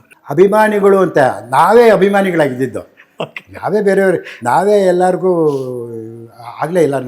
ಇನ್ಫ್ಯಾಕ್ಟ್ ಗೋಪಾಲಕೃಷ್ಣ ಅಡಿಗರನ್ನು ನಾನು ಮೊಟ್ಟ ಮೊದಲು ಕಂಡಿದ್ದು ಅಂದರೆ ಐ ಥಿಂಕ್ 1969 ಏನು ಕಾಣುತ್ತೆ. ದಾವಣಗೆರೆಯಲ್ಲಿ ಒಂದು ಸಾಹಿತ್ಯ ಇದಾಗಿತ್ತು, ಸಂಕೀರ್ಣ ಅಂತ, ಆ ಥರದ್ದೊಂದು ದೊಡ್ಡ ಆಗಿತ್ತು, ರಾಜ್ಯ ಮಟ್ಟದ್ದು. ಅದರಲ್ಲಿ ನವ್ಯದ ಸುಮಾರು ಎಲ್ಲ ಲೇಖಕರು ಬಂದಿದ್ರಾಗ. ಅಡಿಗರು, ನರಸಿಂಹಸ್ವಾಮಿಗಳು, ರಾಮಚಂದ್ರ ಇದ್ದರು, ಆಮೇಲೆ ಇವೆಲ್ಲನೂ ದೊಡ್ಡ ದೊಡ್ಡ ಪೊಯೆಟ್ಸ್ ಎಲ್ಲನೂ ಇದ್ದರು. ಎಲ್ಲ ಶೇಷಗಿರಿ ಇದ್ದರು. ಇಲ್ಲಿಂದ ಆ ಕಡೆಯಿಂದ ಚಂದ್ರಶೇಖರ ಪಾಟೀಲರು, ಗಿರಿಡಿ ಗೋವಿಂದರಾಜರು, ಮತ್ತು ನಮ್ಮ ಪಟ್ಟಣ ಶೆಟ್ಟರು ಅವರು, ಶಾರದಾ ದೇಸಾಯಿ ಅವರು, ಸುಮತೀಂದ್ರ ನಾಡಿಗರು, ನಿಸಾರ್ ಅಹಮದ್, ಎಲ್ಲ ದೊಡ್ಡ ಗುಂಪದು. ನಾವೆಲ್ಲ ಇನ್ನೂ ಅವಾಗೇನು ಯಂಗ್ಸ್ಟರ್ಸ್ ಅಲ್ಲ. ನೀವು ಕಣ್ಮುಚ್ಕೊಂಡ್ರೆ ಇಡೀ ಆ ಸ್ಟೇಜ್ ಕಾಣುತ್ತಲ್ಲ ನಿಮಗೆ. ಅದು 2 ದಿನ ನಡೆದಂಥ ಕಾರ್ಯಕ್ರಮ ಜ್ಞಾಪಕ ಇರೋಂಗೆ. ಅದು ಒಂಥರ ಹಿಸ್ಟಾರಿಕ್. ಅದು ಅಂದರೆ ಅದು ಆ 2 ದಿನ ನಡೆದಂಥ ಅದು ನವ್ಯದ ಒಂದು ಉಚ್ಛ್ರಾಯ ಕಾಲದ ಒಂದು ಸಮ್ಮೇಳನ. ಮತ್ತೊಂದು ಆ ಥರದ್ದು ಘಟಾನುಘಟಿಗಳ ವೇದಿಕೆ ನಿಮ್ಗೆ ಅನ್ಸೇ ಇಲ್ವಾ ಇನ್ಯಾವುದು? ಇಲ್ಲ, ಆ ಥರದ್ದು ಆಗಲೇ ಇಲ್ಲ. ಯಾಕಂದರೆ ಇದು ಭಾಳ ಇಂಟಿಮೇಟ್ ಆಗಿದೆ. ಇದು ಈ ಸಾಹಿತ್ಯ ಸಮ್ಮೇಳನ ಥರ ಅಲ್ಲ. ಇದು ಒಂಥರ ಅದಕ್ಕೆ ಒಂಥರ ವಿಚಾರ ಸಂಕಿರಣಗಳು ನಡೆದಂಥದ್ದು. ಆಮೇಲೆ ಯಾಕೆ ಹೇಳಿದೆ ಈ ಮಾತಂದರೆ, ಅಡಿಗರನ್ನ ನಾನು ನೋಡೇ ಇರಲಿಲ್ಲ ವ್ಯಕ್ತಿಶಃ. ನನಗೆ ಆ ಕೆಳಗೆ ಅಲ್ಲಿ ದಾವಣಗೆರೆ, ಅಫ್ಕೋರ್ಸ್ ನಾವು ಓದಿದ್ದು ಊರದು. ನಾನು PUC ಫಸ್ಟ್ BSc ಅಲ್ಲೇ ಓದಿದ್ದೆ. ಅಲ್ಲಿ ನನಗೆ AN ಪ್ರಸನ್ನ ನನ್ನ ಫ್ರೆಂಡ್, ಅವರೆಲ್ಲ ಅದು ಆರ್ಗನೈಸರ್ಸು ಎಲ್ಲ ಆಗಿದ್ದವರು. ಸೊ ನಾನು ಚಿಂತಾಮಣಿಯಿಂದ ಹೋಗಿದ್ದೆ ಅಲ್ಲಿಗೆ ನೋಡೋಕ್ಕೆ, ಎಲ್ಲ ಕಾರ್ಯಕ್ರಮಕ್ಕೆ. ಅರ್ಥದಲ್ಲಿ ನಾನು ಇದ್ದೆ, ಕವಿಗೋಷ್ಠಿಲೂ ಇದ್ದೆ ನಾನು. ಪ್ರತಿಮಾ ನಾಟಕ ಸಭಾ ಅವ್ರು ಮಾಡಿದ್ದಿದ್ದು ಅಲ್ಲಿ. ಸೊ ಆ ಸಾಯಂಕಾಲ ಅಡಿಗರು ಬಂದರು. ಇನ್ನು ಪ್ರಸನ್ನ ನಾನು ಅವ್ರ ಜೊತೆ ಇದ್ನಲ್ಲ, ಅಡಿಗರನ್ನ ಮೀಟ್ ಮಾಡಿ ಅವ್ರನ್ನ ರೂಮ್ ಕರ್ಕೊಂಡು ಹೋಗ್ತಾರೆ, ಅಡಿಗರನ್ನ ಮೀಟ್ ಮಾಡಿಸಿದೆ. ಸೊ ಅಡಿಗರಿಗೆ ಪ್ರಸನ್ನ ಹೇಳ್ದ, ನಾನು ಅಲ್ಲಿ ಪ್ರಸನ್ನೇ ಇಂಟ್ರೊಡ್ಯೂಸ್ ಮಾಡ್ತಾರೆ, ಪರಿಚಯ ಮಾಡಿಸ್ಕೊಡು ಅಂತ ಕೇಳಿದೆ. ಅದಕ್ಕೆ ಅವನು, ಅಡಿಗರೆ ಇವನು ನನ್ನ ಫ್ರೆಂಡು BR ಲಕ್ಷ್ಮಣರಾವ್ ಅಂತ. ಲಕ್ಷ್ಮಣರಾವ್, ನಿಮ್ಮ ಪದ್ಯನ ಓದಿದ್ದೀನಿ ರೀ, ಪ್ರಜಾವಾಣಿಯೆಲ್ಲ ಬರ್ತೀರಲ್ವಾ, ತುಂಬ ಚೆನ್ನಾಗಿ ಬರೀತೀರಿ ನೀವು, ಬೇಷ್ ಅಂದ್ಬಿಟ್ಟು ಬೆಂತೇಳ್ಬಿಟ್ರು. ನೈಸ್. ನಿಮ್ಮದು ಕವನ ಸಂಕಲನ ಬಂದಿದ್ದೇನು ರೀ ಅಂತ ಕೇಳಿದ್ರು. ಇನ್ನೂ ಇಲ್ಲ ಸರ್, ಇನ್ನೂ ಬಂದಿಲ್ಲ ಅಂದೆ. ಬೇಗ ಬರಲಿ, ಚೆನ್ನಾಗಿ ಬರೀತಿದ್ದೆ ನೀವು, ವೆರಿ ಗುಡ್ ಅಂದ್ಬಿಟ್ರು. ನಿಜ ಹೇಳ್ಬೇಕಂದ್ರೆ ರಾತ್ರಿ ನಿದ್ದೆ ಬರಲ್ಲ, ರಾತ್ರಿ ಪೂರ್ತಿ ನಿದ್ದೆ ಬರಲ್ಲ. ಅಡಿಗರು ನನ್ಗೆ ಗೊತ್ತು ಅವ್ರಿಗೆ ಅಂತ. ಅಡಿಗರಿಗೆ ಗೊತ್ತು, ಅಡಿಗರು ನೀವು ಚೆನ್ನಾಗಿ ಬರೀತೆ ಅಂತ ಬೇರೆ ಹೇಳ್ಬಿಟ್ರಲ್ಲ ಅಂತ.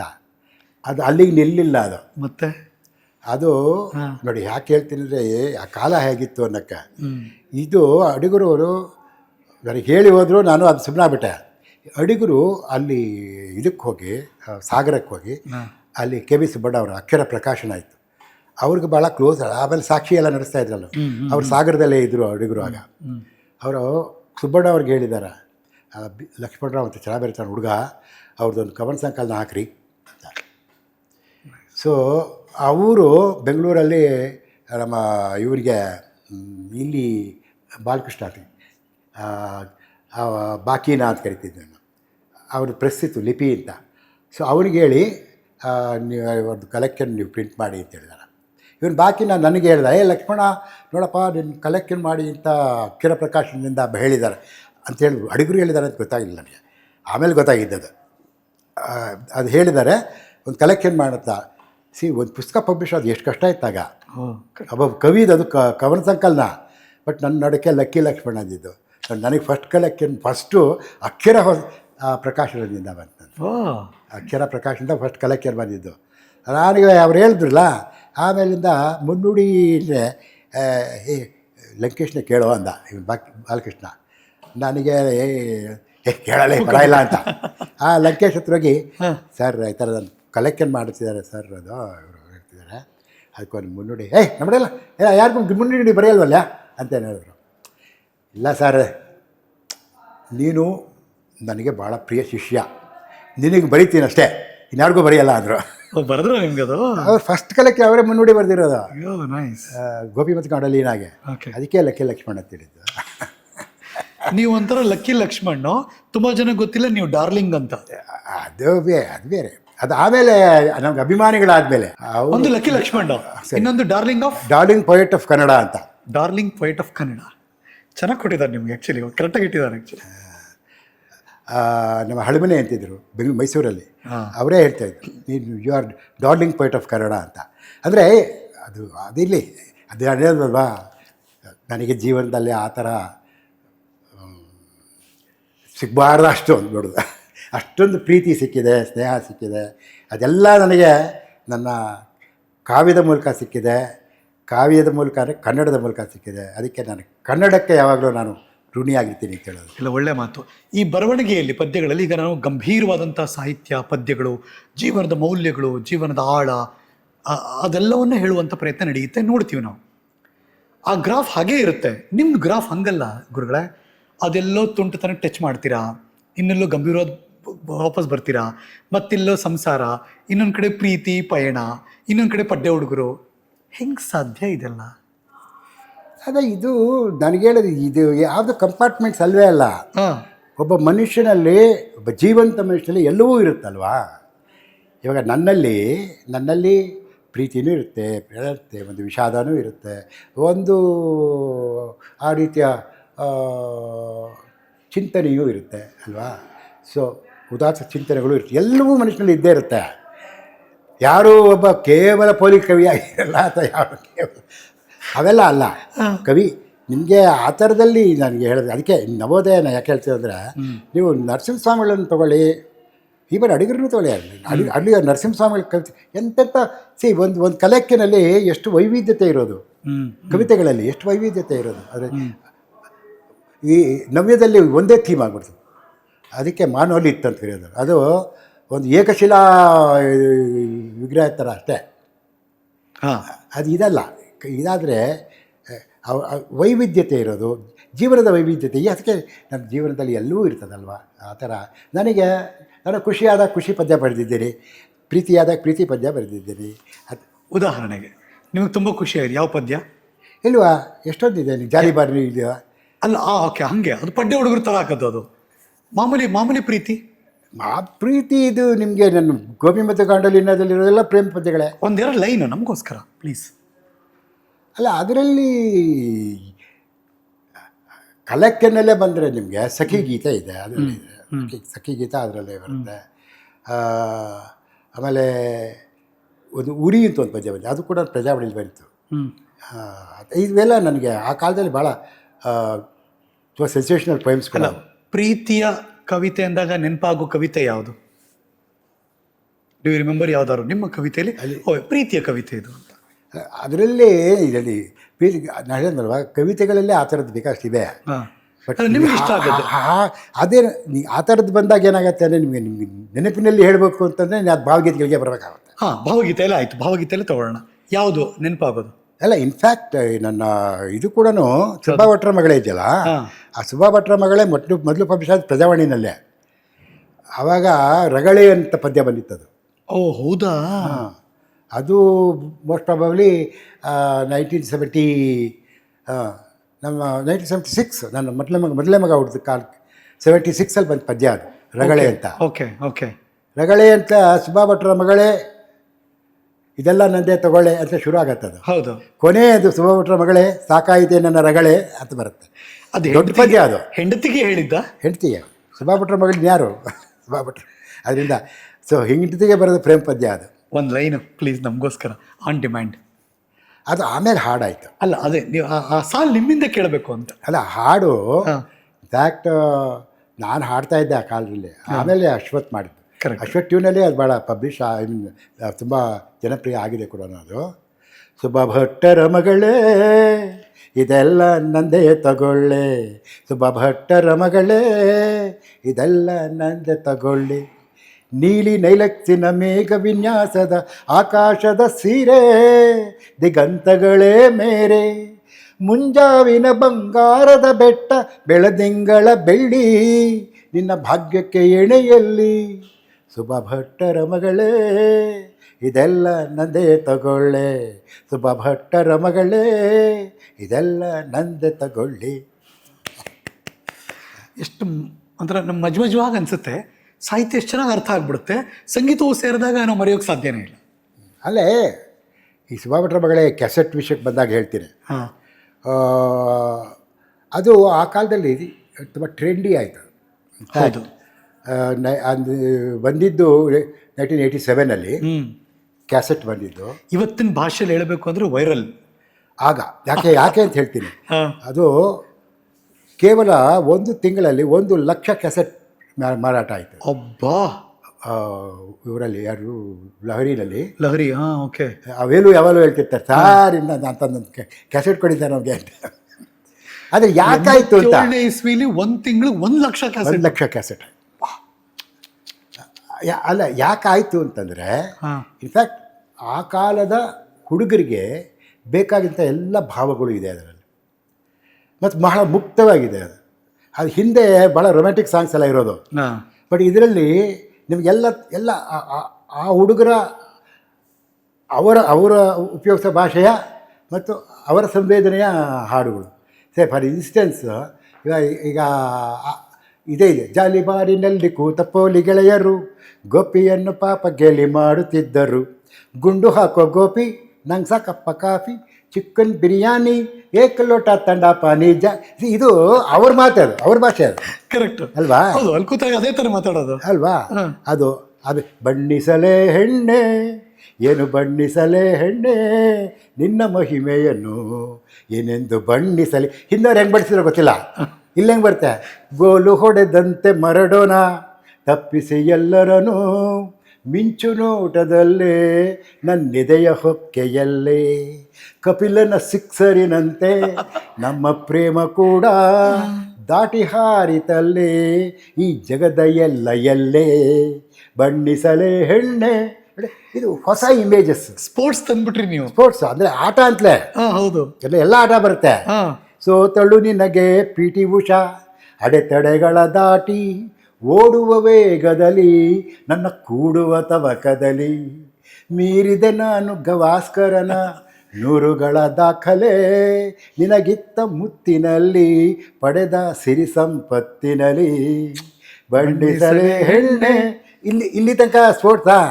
ಆಮೇಲೆ ಎಲ್ಲ ಆಟಗಳು ತೀರಿದವು ಈಗ ಕಣ್ಣ ಮುಚ್ಚಾಲೆ, ಎಲ್ಲಡಗಿದೆ ನಲ್ಲೇ ಇನ್ಯಾರ ತೆಕ್ಕೆಯಲ್ಲೇ, ಉಳಿಸಿ ಹೋದೆಯ ನನಗೆ ಮುಗಿಯದ ಹುಡುಕಾಟ, ಒಲವೇ ನೀನೆಲ್ಲಿ ಇನ್ಯಾವ ಹೆಣ್ಣಿನಲ್ಲಿ,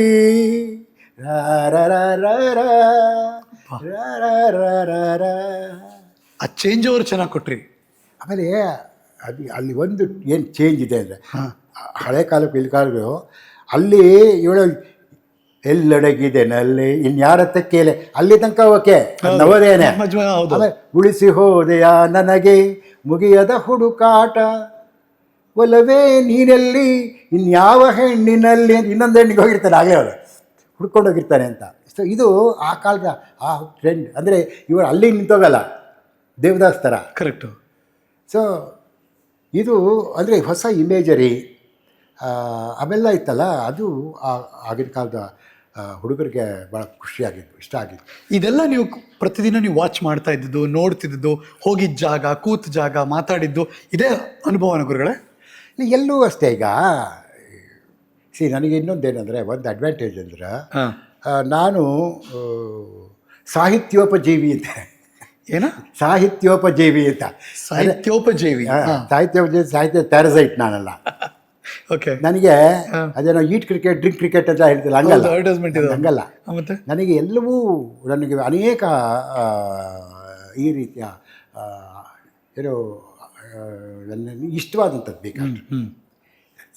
ನನಗೆ ಸಂಗೀತ ಇಷ್ಟ, ನನಗೆ ಆಟಗಳು ಇಷ್ಟ, ಕ್ರೀಡೆಗಳು ಇಷ್ಟ, ಮತ್ತು ನನಗೆ ಸಾಹಿತ್ಯ ಕೂಡ ಇಷ್ಟ, ನನಗೆ ಜೀವನದ ಎಲ್ಲ ಸುಖಗಳು ಇಷ್ಟ.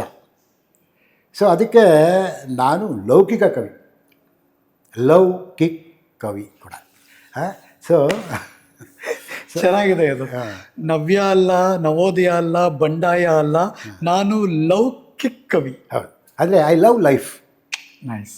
ಸೊ ಹಾಗಾಗಿ ನನಗೆ ಎಲ್ಲವನ್ನು ಪ್ರೀತಿಸೋದ್ರಿಂದ ನನಗೆ ಒಂದು ರೀತಿಯ ಆ ರೀತಿಯ I enjoy my life passionately. ಈ ಪ್ಯಾಷನ್ ಅಂತಿದ್ದಲ್ಲ, ನಿಮಗೆಲ್ಲದರಲ್ಲೂ ಒಂದು ಪ್ಯಾಷನ್ ಇದ್ದರೆ ನಿಮಗೆ ಆವಾಗ you will be a very passionate man. Even you will be a passionate lover also. Correct ಅಲ್ವಾ? So I love everything passionate. I love even my wife passionately. ಹಾಗೆ ಆ ಥರದಲ್ಲಿ ನೀವು ನೋಡಿ ಕಲಿಬೇಕು ನಾವೆಲ್ಲ, ನಿಜ ಹೇಳ್ತೀನಿ. ಭಾಳ ತಕ್ಷಣಕ್ಕೆ ಬಿ ಆರ್ ಲಕ್ಷ್ಮಣರಾವ್ ಸರ್ ಅಂದ ತಕ್ಷಣ ನೆನಪಿಗೆ ಬರೋ ಒಬ್ಬ ಸಂಗೀತಗಾರರಿಗೆ ಅಮ್ಮ ನಿನ್ನ ಹೇಳಿ ಅದಿಯಾಳದಲ್ಲಿ ನಮಗೆ ಎದೆಯ ಒಳಗಡೆ ಹೃದಯಾಂತರಕ್ಕೆ ಇಳಿದೋಗ್ಬಿಟ್ಟಿದೆ, ಅದು ತೆಗಿಯೋಕ್ಕಾಗಲ್ಲ. ಅಂದರೆ ಇಷ್ಟು ಆಳವಾಗಿ ಇನ್ನೊಬ್ಬರ ಮೇಲೆ ಪ್ರಭಾವ ಬೀರುವಂಥ ಹಾಡುಗಳನ್ನು ಬರೆಯೋ ಆಲೋಚನೆ ಇದೆಯಲ್ಲ ಗುರುಗಳೇ, ಅದ್ಭುತ ಅನಿಸ್ಬಿಡುತ್ತೆ.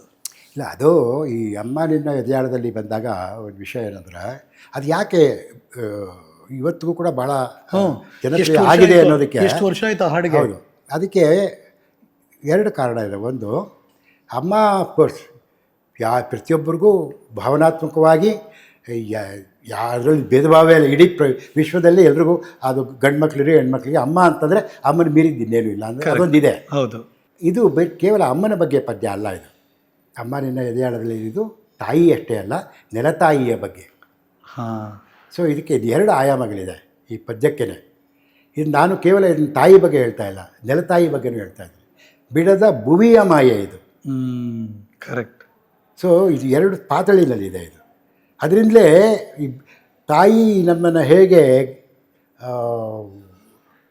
ಅಪ್ಕೊಂಡು ತನ್ನ ಅಪ್ಪಿಗೆಯಲ್ಲಿ ಇಟ್ಕೊಂಡಿದ್ದಾಳೆ, ಹಾಗೆ ಈ ಭೂಮಿ ಕೂಡ ಆ ಗ್ರಾವಿಟೇಷನಲ್ ಫೋರ್ಸಿಂದ ನಮ್ಮನ್ನು ಹಿಡಿದಿಟ್ಕೊಂಡೇ ಇರ್ತದೆ.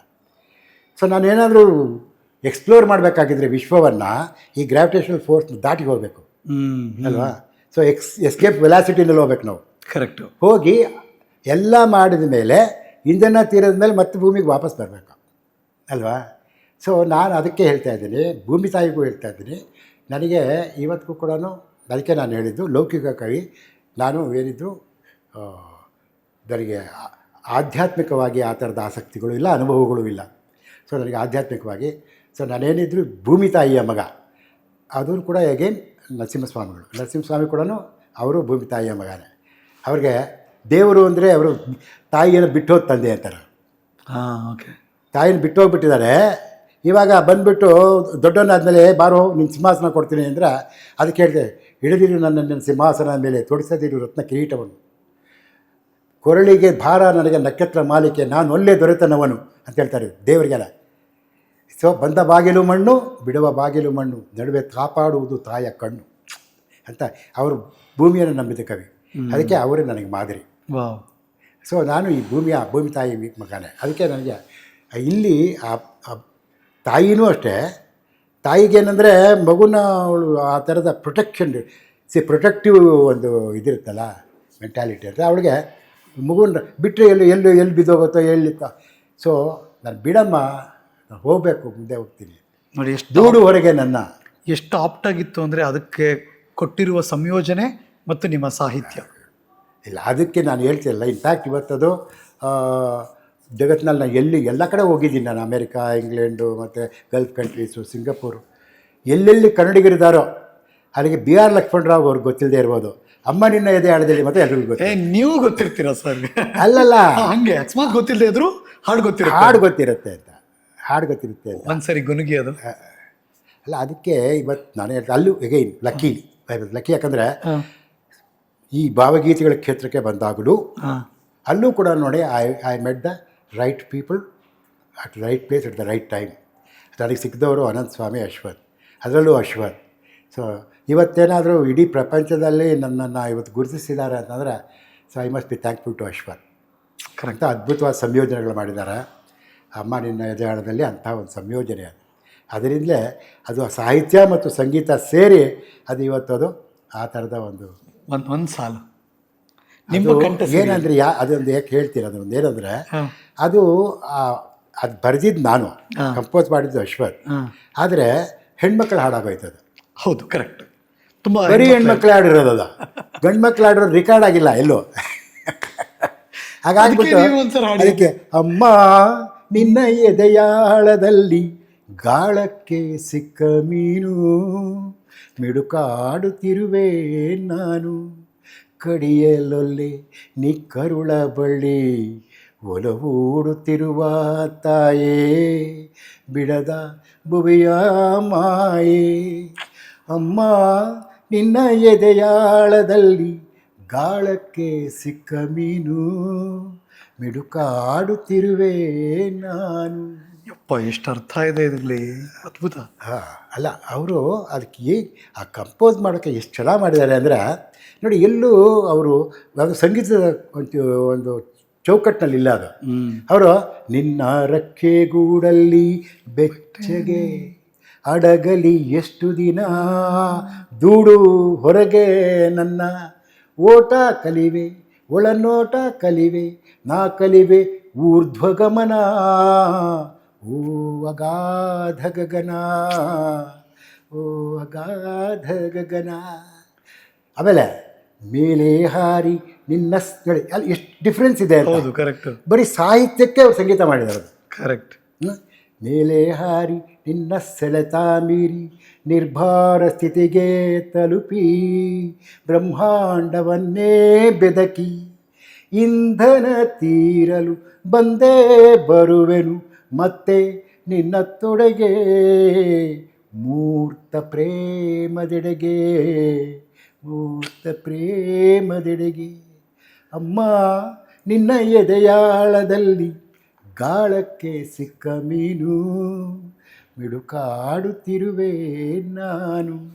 ಸುಮ್ಮನೆ ಏನೂ ಮಾತಾಡದೆ ಕೇಳಿಸ್ಕೊಂಡು ಕುತ್ಕೊಂಡ್ಬಿಡ್ಬೇಕು ಅನ್ಸ್ಬಿಡ್ತಾವ ಒಂದ್ಸರಿ. ಯಪ್ಪ, ಇದಕ್ಕೆ ಇನ್ಫ್ಯಾಕ್ಟ್ ರವಿ ಬೆಳಗೆರೆ ತುಂಬ ಪ್ಯಾಷನೇಟ್ ಲವರ್ ಭಾವಗೀತೆಗಳು.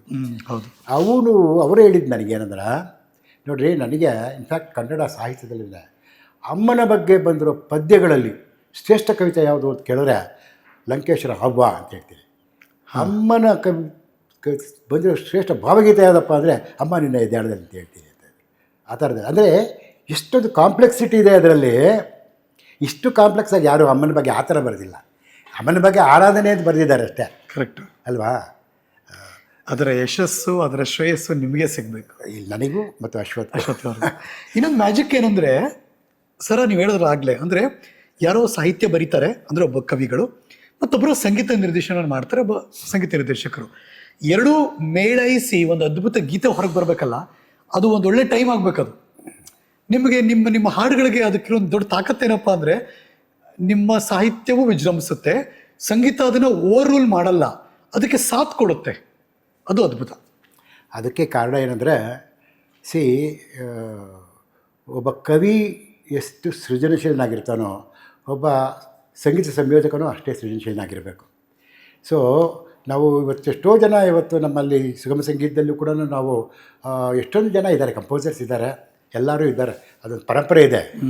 ಆದರೆ ಅದರಲ್ಲಿ ಜೀನಿಯಸ್ ಅಂತ ಹೇಳ್ತೀವಿ ನಾವು ಕೆಲವ್ರನ್ನ. ಆ ಜೀನಿಯಸ್ ಅಂತ ಯಾರನ್ನು ಕೇಳ್ತೀವಿ ಅಂದರೆ, ಒಬ್ಬ ಕಾಳಿಂಗರಾಯರನ್ನ, ಒಬ್ಬ ಅನಂತ ಸ್ವಾಮಿನ, ಒಬ್ಬ ಅಶ್ವತ್ಥನ.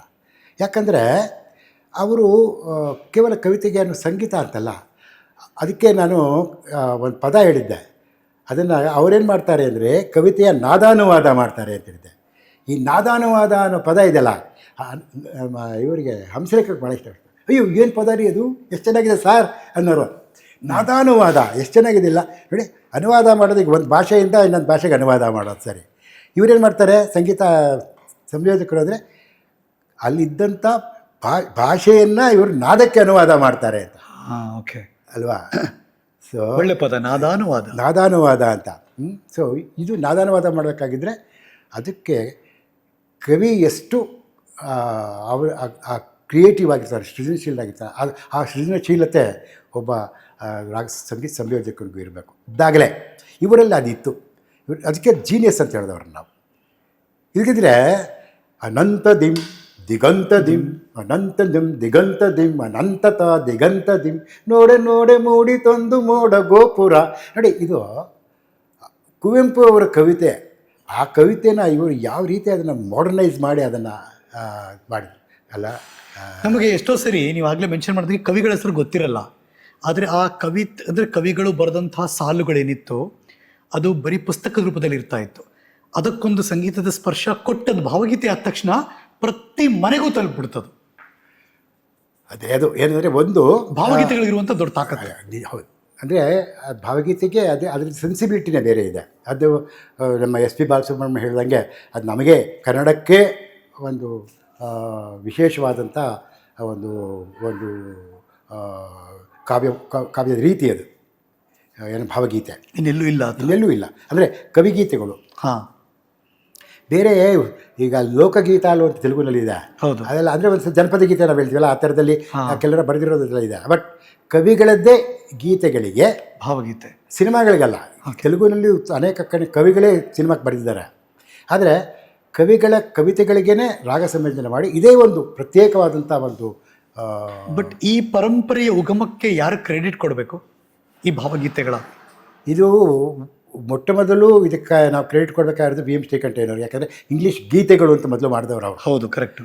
ಆ ಇಂಗ್ಲೀಷ್ ಗೀತೆಗಳಿಂದಲೇ ಈ ಲಿರಿಕ್ ಅಂತ ಬಂದಿದ್ದು, ಲಿರಿಕಲ್ ಅಂತ. ಸೊ ಅವರು ಲಿರಿಕಲ್ ಬ್ಯಾಲೆಟ್ಸ್ ಎಲ್ಲ ಮಾಡಿದಂಥದ್ದು. ಸೊ ಆ ಲಿರಿಕ್ನ ಅವರು ಭಾವಗೀತೆ ಅಂತ ಕರೆದ್ರು. ಸೊ ಇದು ಫಸ್ಟು ಅದರ ಕ್ರೆಡಿಟ್ ಕೊಡಬೇಕಾಗಿರೋದು ಕವಿಗಳಿಗೇ. ಯಾಕಂದರೆ ಆ ಕವಿಗಳು ಯಾರು ಕೂಡ ಅದು ಹಾಡಾಗಲಿ ಬರೆದಿದ್ದೇನಲ್ಲ ಅವರು. ಹಾಂ, ಓಕೆ. ಮೊದಲು ಅದನ್ನು ತುಂಬ ಗೇಯ ಗುಣ ಇರುವಂಥ ಕವಿತೆಗಳು ಬರೆದ್ರು. ಆಮೇಲೆ ಅದನ್ನು ನಮ್ಮ ಈ ಗಾಯಕರು, ನಮ್ಮ ಕಾಳಿಗರಾಯರು, ಬಾಳಪ್ಪ ಹುಕ್ಕೇರಿ ಅವರು, ಬಾಳಪ್ಪ ಹುಕ್ಕೇರಿ ಅವರು ತುಂಬ ದೊಡ್ಡ ಕೆಲಸ ಮಾಡಿದ್ರು. ಹೌದು, ಅಗ್ರಿ. ಅವರು ಬಾಳಪ್ಪ ಹುಕ್ಕೇರಿ, ಮಲೆನಾಡು ಕಡೆ ನಮ್ಮ ಗರ್ತಿಕೆರೆ ರಾಘಣ್ಣ, ಕರೆಕ್ಟು. ಇವರೆಲ್ಲನೂ ಏನಂದರೆ, ಮತ್ತು ಎಚ್ ಆರ್ ಲೀಲಾವತಿಯವರು ಅಫ್ಕೋರ್ಸ್ ಅದು ಆಕಾಶವಾಣಿ. ಆಕಾಶವಾಣಿಗೆ ಭಾಳ ದೊಡ್ಡ ಕ್ರೆಡಿಟ್ ಕೊಡ್ಬೇಕು ನಾವು. ಪಾಯಿಂಟ್. ಈ ಭಾವಗೀತೆಗಳು ಜನರನ್ನು ಮುಟ್ಟಲಿಕ್ಕೆ ಭಾಳ ಮುಖ್ಯ ಕಾರಣ ಆಗಿದ್ದೆ ಆಕಾಶವಾಣಿ. ಆ ಆಕಾಶವಾಣಿಯಲ್ಲಿ ಆ ಕಾಲದಲ್ಲಿ ನಮ್ಮ ಇವರು ಪದ್ಮಚರಣ್, ಕರೆಕ್ಟ್, ಪದ್ಮಚರಣ್ ಅವರು ಮತ್ತು ಎಚ್ ಆರ್ ಲೀಲಾವತಿಯವರು, ಇವರೆಲ್ಲ ಆ ಕಾಲದಲ್ಲಿ ಅದನ್ನು ತುಂಬ ಜನಪ್ರಿಯಗೊಳಿಸಿದಂಥ ಸಂಗೀತ ನಿರ್ದೇಶಕರು ಮತ್ತು ಗಾಯಕರು ದೊಡ್ಡ ದಂಡೆ ಇತ್ತು ಅವರು. ಸೊ ಇದು ಆಕಾಶವಾಣಿ. ಆ ಆಕಾಶವಾಣಿಯಿಂದ ನೆಕ್ಸ್ಟ್ ಟರ್ನ್ ತೊಗೊಂಡಿದ್ದು ಕ್ಯಾಸೆಟ್ಟಿಂದ. ಕರೆಕ್ಟ್. ಅದು ನಿತ್ಯೋತ್ಸವ. ಸೊ ನಿತ್ಯೋತ್ಸವ ಅದು ಇನ್ನೊಂದು ದೊಡ್ಡ ರಿಮಾರ್ಕಬಲ್ ಅಚೀವ್ಮೆಂಟ್ ಅದು ಒಂಥರ. ಅದು ಅಲ್ಲಿ ಮತ್ತೆ ಬೇರೆ ಆಯಿತು. ಹೌದು. ಆ ನಿತ್ಯೋತ್ಸವದಿಂದ ಏನಾಯಿತು, ಎಲ್ಲ ಕವಿಗಳದ್ದೆಲ್ಲ ಕ್ಯಾಸೆಟ್ಸ್ ಬಂತು, ಜನರ ಎಲ್ಲ ಮನೆಗಳಿಗೆ ತಲುಪಿತು ಎಲ್ಲನೂ. ಆಮೇಲೆ ಹೊಸ ನನ್ನದೊಂದು ಕುತೂಹಲದ ಪ್ರಶ್ನೆ ಇದು. ಈಗ ನೀವು 87ನಲ್ಲಿ ನಿಮ್ದೊಂದು ಹಾಡು ಕ್ಯಾಸೆಟ್ಟು 1 ಲಕ್ಷ ದಾಟ್ತು ಒಂದು ತಿಂಗಳಿಗೆ ಅಂತ ಹೇಳ್ತೀರಿ. ಬಟ್ ಕವಿಗಳಿಗೆ ದುಡ್ಡು ಬರ್ತಿತ್ತಾ? ಇಲ್ಲ ಅಂತ ಇಲ್ಲ. ಓಕೆ, ಕುತೂಹಲ. ಆದರೆ ಏನಂದರೆ ಆವಾಗ ಅಟ್ಲೀಸ್ಟು ತಲುಪ್ತಾ ಇದೆ ಅಂತ ಖುಷಿ ಅಲ್ಲ. ಏನಂದರೆ ಕಂಪನಿಗಳಿದ್ವು, ಕ್ಯಾಸೆಟ್ ಮೊದಲು ಬಂತು, ಆಮೇಲೆ ಸಿ ಡಿನೂ ಬಂತಲ್ಲ. ಕರೆಕ್ಟು. ಸೊ ನಮ್ಮದು ಅಟ್ಲೀಸ್ಟ್ ಏನು ಮಾಡೋರು ಅಂದರೆ, ಅವರು ಕಂಪನಿಯವರು ಸಿ ಡಿ ಮಾಡಿದರೆ ಇಲ್ವಾ ಕೊಂಡ್ಕೊಳ್ಳೋರು, ಇಲ್ವಾ ಸಿ ಡಿ ಮಾಡೋದಕ್ಕೂ ಕೂಡ ಮ್ಯೂಸಿಕ್ ಡೈರೆಕ್ಟ್ರಿಗೆ ಒಂದು ಕಾಂಟ್ರಾಕ್ಟ್ ಕೊಡೋರು. ಇವಾಗ ನಮ್ಮ ಸುಭಾ ಭಟ್ರ ಮಗಳಿಗೆ ಅವರು ಲಹರಿಯಿಂದ ಒಂದು ಕಾಂಟ್ರಾಕ್ಟ್ ಕೊಡ್ತಾರೆ, 20,000 ರೂಪಾಯಿ. ಓಕೆ. ಆ ಕಾಲದಲ್ಲಿ ಹೇಳಿದ್ರು 87ನಲ್ಲಿ 20,000 ರುಪೀಸ್, ಇಟ್ಸ್ ಬಿಗ್ ಅಮೌಂಟ್. ಅಷ್ಟರಲ್ಲಿ ಅವರೆಲ್ಲವೂ ಮಾಡಬೇಕು. ಓಕೆ. ಅವರು ಹಾಡುಗಳಿಗೆ ಸಾಹಿತ್ಯ ಮಾಡಿಸಿ ಹಾಡಿಸಿ ಅದನ್ನು ಅವರು ಒಂದು ಕ್ಯಾಸೆಟ್ ಮಾಡಿ ಅವ್ರಿಗೆ ಕೊಡಬೇಕು. ಅದನ್ನು ಅಷ್ಟಕ್ಕೆ ಕೊಡೋರು. ಆವಾಗ ನಮಗೆ ಒಂದು ಹಾಡಿಗೆ 100 ರೂಪಾಯಿ ಥರ, ನನಗೆ 8 ಹಾಡಿಗೆ 800 ರೂಪಾಯಿ ಬಂದಿತ್ತು. ಸುಭಾ ಭಟ್ರ ಮಗಳಿಗೆ. ಆ 800 ರೂಪಾಯಿಗೆ ನಾನೊಂದು ಗ್ರೈಂಡರ್ ಕೊಂಡ್ಕೊಂಡಿದ್ದೆ. ಆ ಗ್ರೈಂಡರ್ ನನಗೆ ಚಿಂತಾಮಣಿನಲ್ಲಿ 87ಇಂದ ಹಿಡಿದು ನಾನು 2011ಗೆ ಬೆಂಗಳೂರಿಗೆ ಬರೋ ತನಕನೂ ಇತ್ತು. ಅಂದರೆ ಅದು ಅಂದರೆ ಹೇಳಿದ ಅದರ ಲಾಸ್ಟಿಂಗ್ ವ್ಯಾಲ್ಯೂ ಎಷ್ಟಿದೆ ಅಂತ. ಅಂದರೆ ಆದರೆ ಅದು ಏನು ನಮ್ಗೆ 800 ರೂಪಾಯಿ ಇವಾಗ ಕಡಿಮೆ ಅನಿಸ್ಬೋದು. ಕರೆಕ್ಟ್. ಬಟ್ ಆಗ ಬಿಗ್ ಮನಿ. ಯಾಕಂದರೆ ನಮಗೆ ಪದ್ಯ ಪತ್ರಿಕೆಗಳಲ್ಲಿ ಬಂದರೆ ಒಂದು ಪದ್ಯಕ್ಕೆ 25 ರೂಪಾಯಿ ಬರೋದು, ಅಥವಾ ಕತೆಗೆ 25 ರೂಪಾಯಿ ಬರೋದು, 50 ರೂಪಾಯಿ ತನಕ ಬಂತಷ್ಟೇ. ಆದರೆ ನಾವು 100ಗಳು 1000ಗಳು ಎಲ್ಲ ಕಂಡಿದ್ದು ಇದರಿಂದ, ಭಾವಗೀತೆಗಳಿಂದ. 100ರಿಂದ ಬಂತು, ಆಮೇಲೆ 1000 ರೂಪಾಯಿ, ಒಂದೊಂದು ಹಾಡಿಗೆ 5,000 2,000 ರೂಪಾಯಿ ಬರೋದು. ಭಾವಗೀತೆಗಳ ಗ್ರಾಫ್ ಇದೆಯಲ್ಲ ಗುರುಗಳೇ, ಅದು ತುಂಬ ಚೆನ್ನಾಗಿ ಪಿಕಪ್ ಆಯಿತು ನಾಡಿನಾದ್ಯಂತ. ಯಾವ ಮಟ್ಟಕ್ಕೆ ಅಂದರೆ ದೊಡ್ಡ ದೊಡ್ಡ ಸಮ್ಮೇಳನಗಳು ಆಗೋ ರೀತಿಯಲ್ಲಿ, ಸುಗಮ ಸಂಗೀತ ಸಮ್ಮೇಳನ, ಸುಗಮ ಸಂಗೀತ ಪರಿಷತ್ತು, ಸುಗಮ ಸಂಗೀತ ಸಂಘ, ಈ ಥರದ್ದೆಲ್ಲ ದೊಡ್ಡ ದೊಡ್ಡ ಇನ್ಸ್ಟಿಟ್ಯೂಷನ್ಗಳು ಓಪನ್ ಆಯಿತು. ತಲೆಮಾರಿನಿಂದ ತಲೆಮಾರಿಗೆ ಬೆಳೀತಾ ಇದೆ, ಇವತ್ತಿಗೂ ಬೆಳೀತಾ ಇದೆ, ಇಲ್ಲ ಅಂತಲ್ಲ. ಬಟ್ ಆಮೇಲೆ ಕಡಿಮೆ ಆಯಿತು ಅಂತ ಅನಿಸ್ತಿಲ್ವಾ ನಿಮಗೆ? ಇತ್ತೀಚೆಗೆ ಕಡಿಮೆ ಆಗಿದ್ದಕ್ಕೂ ಅದಕ್ಕೆ ಈ ಟೆಕ್ನಿಕ್ ಕಾರಣ. ಆದರೆ ನಾನು ಯಾವಾಗಲೂ ಅದನ್ನ ಹೇಳ್ತಾ ಇರ್ತೀನಿ. ಅಂದರೆ ನಾನು ಹೇಳಿದೆ ಇವಾಗ ಏನಾಗಿದೆ, ಆವಾಗ ಅಟ್ಲೀಸ್ಟ್ ನನಗೆ ಒಂದು ಕಂಪ್ನಿಗಳಿರ್ತಾ ಇತ್ತು, ಅವರು ಇನ್ವೆಸ್ಟ್ ಮಾಡೋರು. ಕರೆಕ್ಟು. ನಾವೇನಾದ್ರು ಮಾಡಿದರೆ ಅದನ್ನ ಅವ್ರಿಗೆ ಮಾರ್ಬೋದಾಗಿತ್ತು. ಅಟ್ಲೀಸ್ಟ್ ನಾವು ನಷ್ಟ ಅಂತೂ ಆಗ್ತಾ ಇರಲಿಲ್ಲ. ಅಲ್ವಾ? ಏನೋ ಒಂದಷ್ಟು ಹೆಸರು ಬರ್ತಿತ್ತು, ದುಡ್ಡು ಬರ್ತಿತ್ತು, ಖರ್ಚಾದರೂ ಬರ್ತಿತ್ತು. ಬಟ್ ಇವಾಗ ಅದೂ ಇಲ್ವೇ. ಇವಾಗ ಏನಾಗಿದೆ ಅಂತಂದರೆ ನಿಮಗೆ ಹಾಡು ಎಲ್ಲಿ ಇವಾಗ ಎಲ್ಲೂ ಯೂಟ್ಯೂಬಿಗೆ ಬಂದುಬಿಟ್ಟಿರೋದ್ರಿಂದ, ವಿಡಿಯೋ ಬಂದಿರೋದ್ರಿಂದ ಯಾವುದೇ ಕಂಪ್ನಿಗಳಿಲ್ಲ. ಸಿನಿಮಾ ಹಾಡುಗಳಿಗೆ ಇಲ್ಲ, ನಿಮಗೆ ಇದಕ್ಕೆಲ್ಲಿ ಬಂತು ಭಾವಗೀತೆಗಳಿಗೆ. ಮಾಡೋರು ಏನಿದ್ರು ಇವಾಗ ಅವರೇ ಖರ್ಚು ಮಾಡಿ ಮಾಡಬೇಕು, ಮತ್ತು ಅವರೇ ಯೂಟ್ಯೂಬ್ಗೂ ಎಲ್ಲಿಗೂ ಅಪ್ಲೋಡ್ ಮಾಡಬೇಕು ಅಲ್ವಾ? ಹಾಗಾಗಿ ಇವತ್ತು ಹೊಸದಾಗಿ ಬರೀತಾ ಇರೋರು ಕೂಡ ಎಷ್ಟೋ ಜನ ಪಾಪ ನನಗೆ ಕೇಳ್ತಾರೆ ಕವಿಗಳು, ಸರ್ ನನ್ನ ಒಂದು ಇದು ಮಾಡಿಸ್ಬೇಕು, ಒಂದು ಆಲ್ಬಮ್ ಮಾಡಿಸ್ಬೇಕು ಸರ್, ಎಷ್ಟಾಗತ್ತೆ ಅಂತ. ನಾನು ನೋಡಿ ಒಂದು ಆಲ್ಬಮ್ ಮಾಡಿಸ್ಬೇಕಾದ್ರೆ ಒಬ್ಬ ಮ್ಯೂಸಿಕ್ ಡೈರೆಕ್ಟರ್ ಹತ್ರ ಮಾಡಿಸ್ಬೇಕಾದ್ರೆ ಕನಿಷ್ಠ ಅಂದರೆ ಒಂದು 2-2.5 ಲಕ್ಷ ರೂಪಾಯಿ ಖರ್ಚು. ಇವತ್ತಿನ 2-2.5 ಲಕ್ಷ ರೂಪಾಯಿ ಅವರು ಹಾಕಬೇಕು. ಮತ್ತು ಅದು ಸುಮ್ಮನೆ ಅದಕ್ಕೆ ಖುಷಿಗೆ ಹಾಕೋದಷ್ಟೇ, ಅದೇನು ಬರಲ್ಲ. ಈಗ ರಿಟರ್ನ್ಸ್ ಬರುತ್ತೆ ಅಂತ ಬರಲ್ಲ, ಬರುತ್ತೆ ಅಂತೆಲ್ಲ ಬರೋದೂ ಇಲ್ಲ ಅಲ್ವಾ? ಸೊ ಹಾಗಾಗಿ ಅದರ ಆಸಕ್ತಿಗಳು, ಅದರ ಕಡೆ ಗಮನ ಎಲ್ಲ ಕಡಿಮೆ ಆಯಿತು. ಅಂದರೆ ಇವಾಗ ಅಟ್ಲೀಸ್ಟ್ ಏನಂದ್ರೆ ಸುಗಮ ಸಂಗೀತ ಪರಿಷತ್ ಇದೆ. ಹೌದು, ಕನ್ನಡ ಸುಗಮ ಸಂಗೀತ ಪರಿಷತ್ ನಮ್ಮ ವೈ ಕೆ ಮುತ್ತುಕೃಷ್ಣ ಅದರ ಆಧಾರ ಸ್ತಂಭ. ಅವರು ಆ ಕಾಲದಿಂದನೂ ಒಂದು ಇಟ್ಕೊಂಡು ಮಾಡಿಕೊಂಡು ಬಂದಿದ್ದಾರೆ. ಕರೆಕ್ಟ್. ನಮ್ಮ ಧ್ವನಿ ಕಾಲದಿಂದ ಹಿಡಿದು ಈ ಕಾಲದ ಕಾಲ ಅವರು ಮಾಡ್ಕೊಂಬಂದರು. ಇವತ್ತು ಸುಗಮ ಸಂಗೀತ ಪರಿಷತ್ ಇದೆ. ಆಮೇಲೆ ಸುಗಮ ಸಂಗೀತ ಶಾಲೆಗಳ ಒಕ್ಕೂಟ ಇದೆ, ಬೇರೆ ಬೇರೆ ಇದೆಲ್ಲ ಇದೆ. ಯಂಗ್ಸ್ಟರ್ಸ್ ಬೇಕಾದಷ್ಟು ಜನ ಕಂಪೋಸರ್ಸ್ ಇದ್ದಾರೆ, ಸಿಂಗರ್ಸ್ ತುಂಬ ಜನ ಇದ್ದಾರೆ. ನಮ್ಮ ಉಪಾಸನಾ ಮೋಹನ್ ಅಂತೂ ಅದ್ಭುತ ಅಂತ ಕೆಲಸ ಮಾಡ್ತಿದ್ದಾನೆ. ಅವನು ಅನೇಕ ಜನ ಹೊಸ ಗಾಯಕಿಯರಿಗೆಲ್ಲ ಮಾಡಿಸಿದ್ದಾನೆ. ಹೊಸ ಕವಿಗಳಿಗೂ ಕೂಡ ಮಾಡಿದ್ದಾನೆ ಅವನು. ಮತ್ತು ನಮ್ಮ ದೊಡ್ಡವಾಡ ಇದ್ದಾರೆ, ಮೃತ್ಯುಂಜಯ ದೊಡ್ಡವಾಡ ಇದ್ದಾನೆ, ನಮ್ಮ ಬಿಜಾಡಿ ಇದ್ದಾನೆ, ರಾಘವೇಂದ್ರ ಬಿಜಾಡಿ ಇಂಥವ್ರು ಎಲ್ಲ ಮಾಡ್ತಾ ಇದ್ದಾರೆ.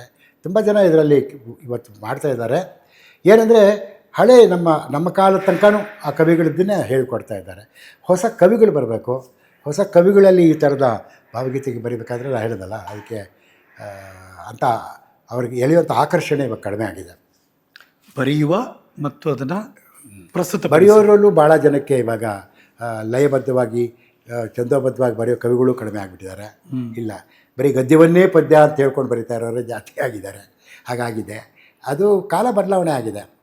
ನೋಡಿ, ನಿಮ್ಮದೊಂದು ಮ್ಯಾಜಿಕ್ ಏನಂದರೆ, ನಿಮ್ಮ ಬರವಣಿಗೆಯಲ್ಲಿ ನಾವು ಲಕ್ಷ್ಮಣರಾವ್ ಗುರುಗಳ ಹಾಡನ್ನು ಸಿನಿಮಾದಲ್ಲೂ ನೋಡ್ಬಿಟ್ವಪ್ಪ.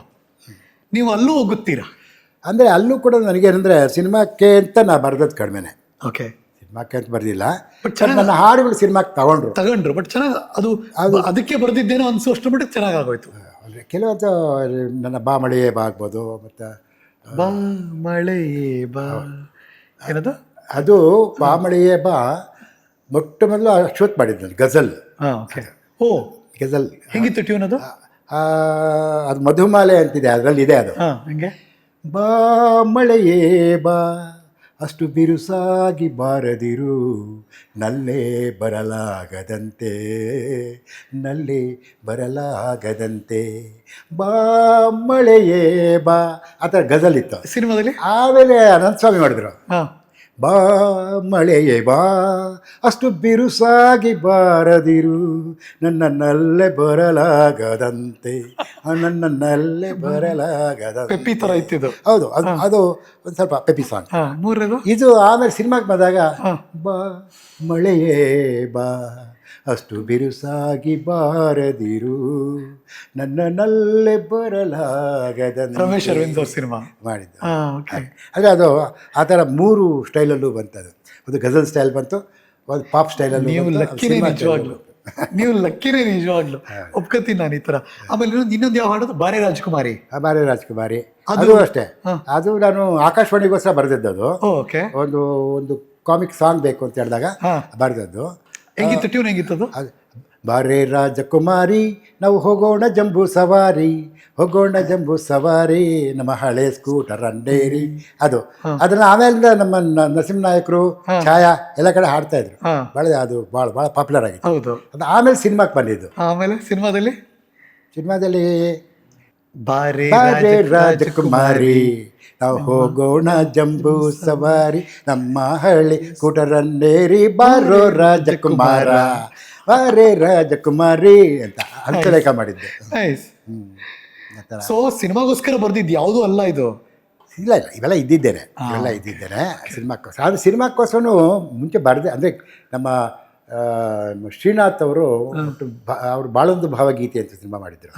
ಅದಕ್ಕೆ ನೀವು ನಮಗೆ ಅವ್ರ ಶ್ರೀನಾಥ್ಗೆ ನಮ್ಮದು ಈ ಇದು ಕೆಂಗುಲಾಬಿ ಕೆಸೆಟ್ ಬಂತಲ್ಲ, ಹೌದು.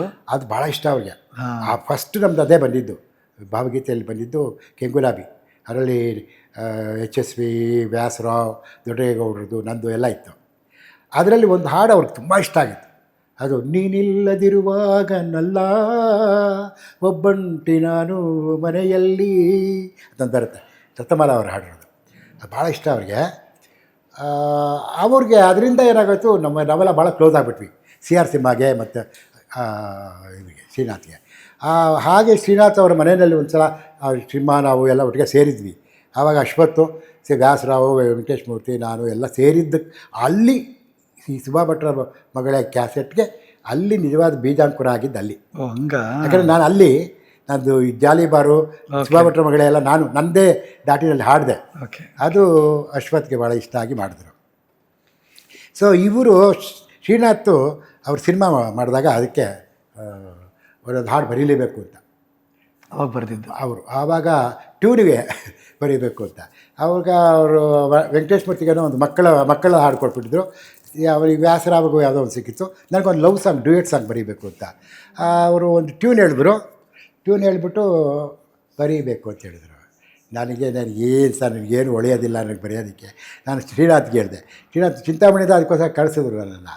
ಅದು ಇಲ್ಲ ಗುರುವೇ, ನನಗೆ ನೋಡಿ ನೀವು ಏನು ವರಿ ಮಾಡಬೇಡಿ ಗುರುಗಳೇ, ನೀವು ನೋಡಿ ನಾನು ರೆಕಾರ್ಡ್ ಮಾಡಿ ಕೊಟ್ಬಿಟ್ಟು ಟೇಪ್ ರೆಕಾರ್ಡ್ ತೊಗೊಂಡೋಗಿ ನೀವು ಕೇಳ್ತಾ ಇರಿ, ಕೇಳಿ ನಿಮ್ಗೆ ಹೊಳೆದಿದ್ದನ್ನು ಬರೀರಿ.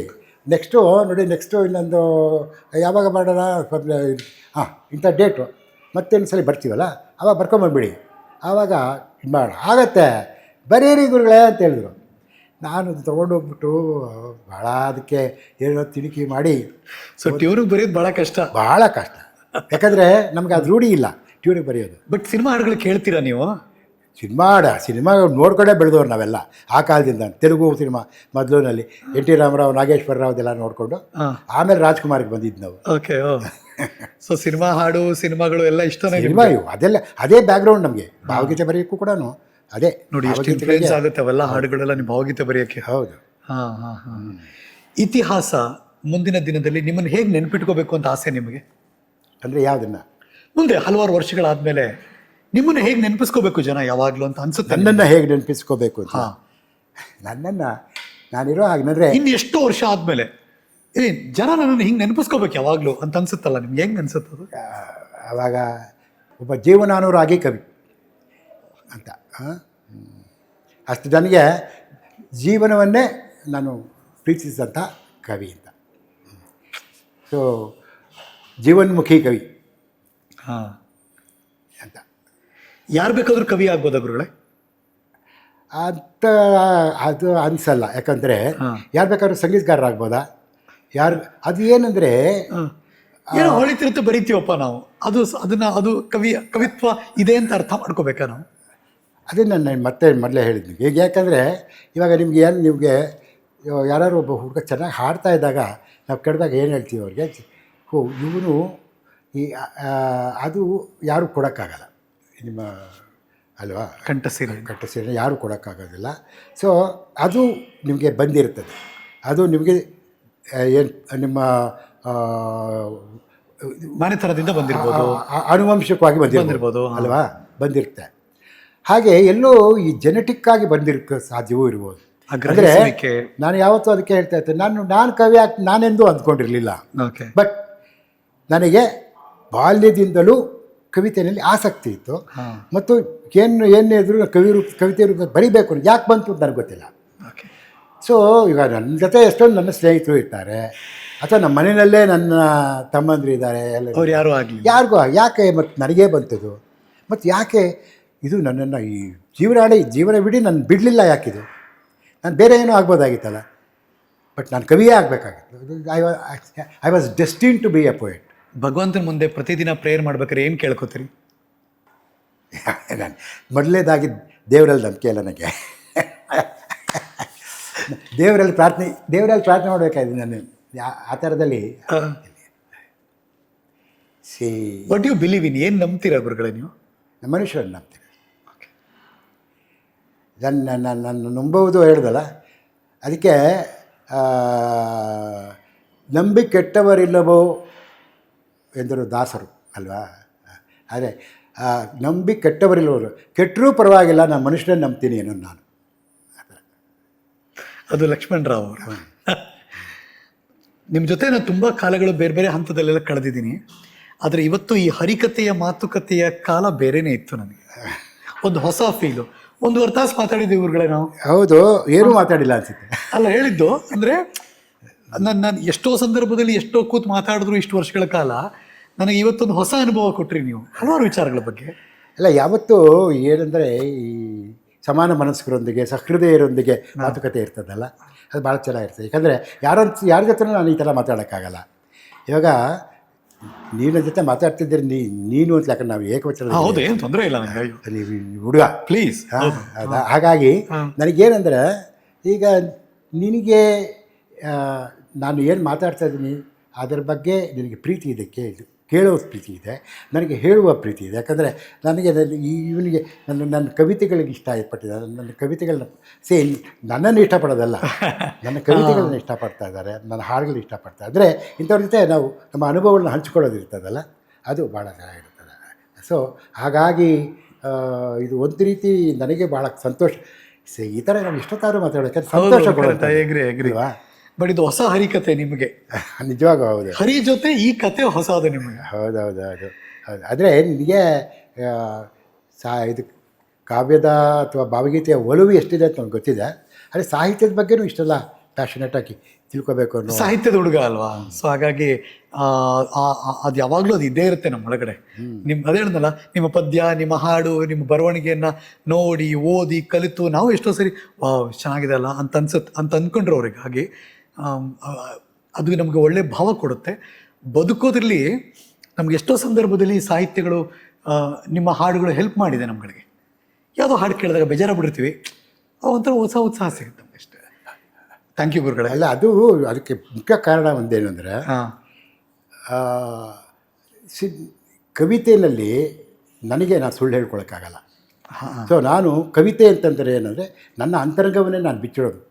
ಮುಚ್ಚುಮರೆ ಇಲ್ಲದೆ ನಿಮ್ಮ ಮುಂದೆಲ್ಲವನ್ನು ಬಿಚ್ಚಿಡುವೆ ಹೋಗುವೆ ಅಂತರಾತ್ಮ. ಯಾರಿಗೆ? ಅಂತರಾತ್ಮ. ಅವ್ರು ಹೇಳ್ತೀವಿ, ಅವ್ರ ಗುರು ದೇವರು ಯಾರೂ ಅಲ್ಲ, ಅಂತರಾತ್ಮ ಕೇಳ್ಕೊಳ್ತಾ ಇರೋದಲ್ಲ. ಸೊ ನನ್ನ ಅಂತರಾತ್ಮಕ್ಕೆ ನಾನು ಸುಳ್ಳು ಹೇಳೋಕ್ಕಾಗೋದಿಲ್ಲ. Be true to thine own self first, then it must follow as the night the day, thou canst not then be false to any man. Shakespeare ಹೇಳ್ತಾರೆ, ನಿನಗೆ ಮೊದಲು ನಿಜವಾಗಿದ್ದರೆ ಬೇರೆಯವ್ರಿಗೆ ಸುಳ್ಳು ಹೇಳೋಕ್ಕಾಗಲ್ಲ. ಕರೆಕ್ಟ್. ಹಾಗೆ ಕವಿತೆ ಯಾವತ್ತು ಕವಿ ತನ್ನ ಕವಿತೆಯಲ್ಲೇ ಸುಳ್ಳು ಹೇಳಿದ್ರೆ ಅವ್ನು ಕವಿನೇ ಅಲ್ಲ. ನಿಜವಾದ ಕವಿ ಯಾವತ್ತು ತನ್ನೊಳಗೆ ತಾನು ಸುಳ್ಳು ಹೇಳೋಕ್ಕಾಗಲ್ಲ. ಹಾಗಾಗಿ ನನಗೆ ನಾನು ನಿಜ ಯಾವಾಗ ಹೇಳ್ಕೊತೀನಿ ಅದು ಇನ್ನೊಬ್ಬನಿಗೂ ಮುಟ್ಟುತ್ತದೆ. ನೈಸ್ ಅಲ್ವಾ? ಹಾಗಾಗಿ ಸೊ ನನ್ನದನ್ನು ನಾನು ಹೇಳಿದ್ದೇನಿದೆ ಅದು ನಿನ್ನದಾಗಿರ್ತದೆ ಅಷ್ಟೇ. ಗುರುಗಳೇ, ಥ್ಯಾಂಕ್ ಯು. ಈ ಹರಿಕತೆಯ ಭಾಗವಾಗಿದ್ದಕ್ಕೆ, ನಿಮ್ಮ ಜೊತೆ ಮಾತಾಡಿದ್ದು, ಈ ಕ್ಷಣ ಕಳ್ತಿದ್ದು ನಾನಂತೂ ಲೈಫ್ ಟೈಮ್, ಜೀವನ ಪರ್ಯಂತ ನೆನಪಿಟ್ಕೊಳ್ಳುವಂಥ ಕ್ಷಣ ನನಗೆ. ಥ್ಯಾಂಕ್ ಯು ಗುರುಗಳೇ. ನನಗೂ ಭಾಳ ಸಂತೋಷ ಆಯಿತು. Thank you. ಆರೋಗ್ಯ ಚೆನ್ನಾಗಿರಲಿ, ನಗ್ನಗ್ತಾ ಹೀಗೆ ನಮ್ಮನ್ನೆಲ್ಲ ಹುರಿದುಂಬಿಸ್ತಾ ಇರಿ, ಉತ್ಸಾಹ ಭರಿತ ಯಾವಾಗಲೂ ಹೀಗೆ ಇರಲಿ ಅಂತ ನಾವು ಹಾರೈಸ್ತೇವೆ ಗುರುಗಳೇ. Thank you. Thanks a lot. ಭಾಳ ನನಗೂ ನನ್ನ ಮೆಚ್ಚಿನ ಗುರುಗಳು, ಎಲ್ಲರ ಮೆಚ್ಚಿನ BR ಲಕ್ಷ್ಮಣ್ ರಾವ್ ಅವರಿಗೆ ನಮ್ಮ ಪ್ರೀತಿಯ ಗೌರವ. ಅವ್ರ ಕಾಫಿ ಇಷ್ಟ ಗುರುಗಳೇ. ನಾಳೆಯಿಂದ ಕಾಫಿ ನಮ್ಮ ಮಗ್ಗಲ್ಲಿ ಕುಡಿಬೇಕು ನೀವು. ಓಕೆ. ನಿಮ್ಗೆ ಇಷ್ಟವಾಗಿರೋ ಎಲ್ಲ ತಿಂಡಿನೂ ಇದೆ ಇದರಲ್ಲಿ. ಕೇಕ್ವಾಲ ಮತ್ತು ತಾಜಾ ಮಿಠಾಯಿ ಕಡೆಯಿಂದ. ಗುರುಗಳೇ, ಥ್ಯಾಂಕ್ ಯು. ನಮಸ್ಕಾರ, ಧನ್ಯವಾದಗಳು. Thank you. ಮತ್ತೆ ಸಿಗೋಣ ಮುಂದಿನ ಎಪಿಸೋಡ್ನಲ್ಲಿ. ನಾನು ಹರೀಶ್ ನಾಗರಾಜು. ಇದು ನ್ಯೂಸು. ನಮಸ್ಕಾರ.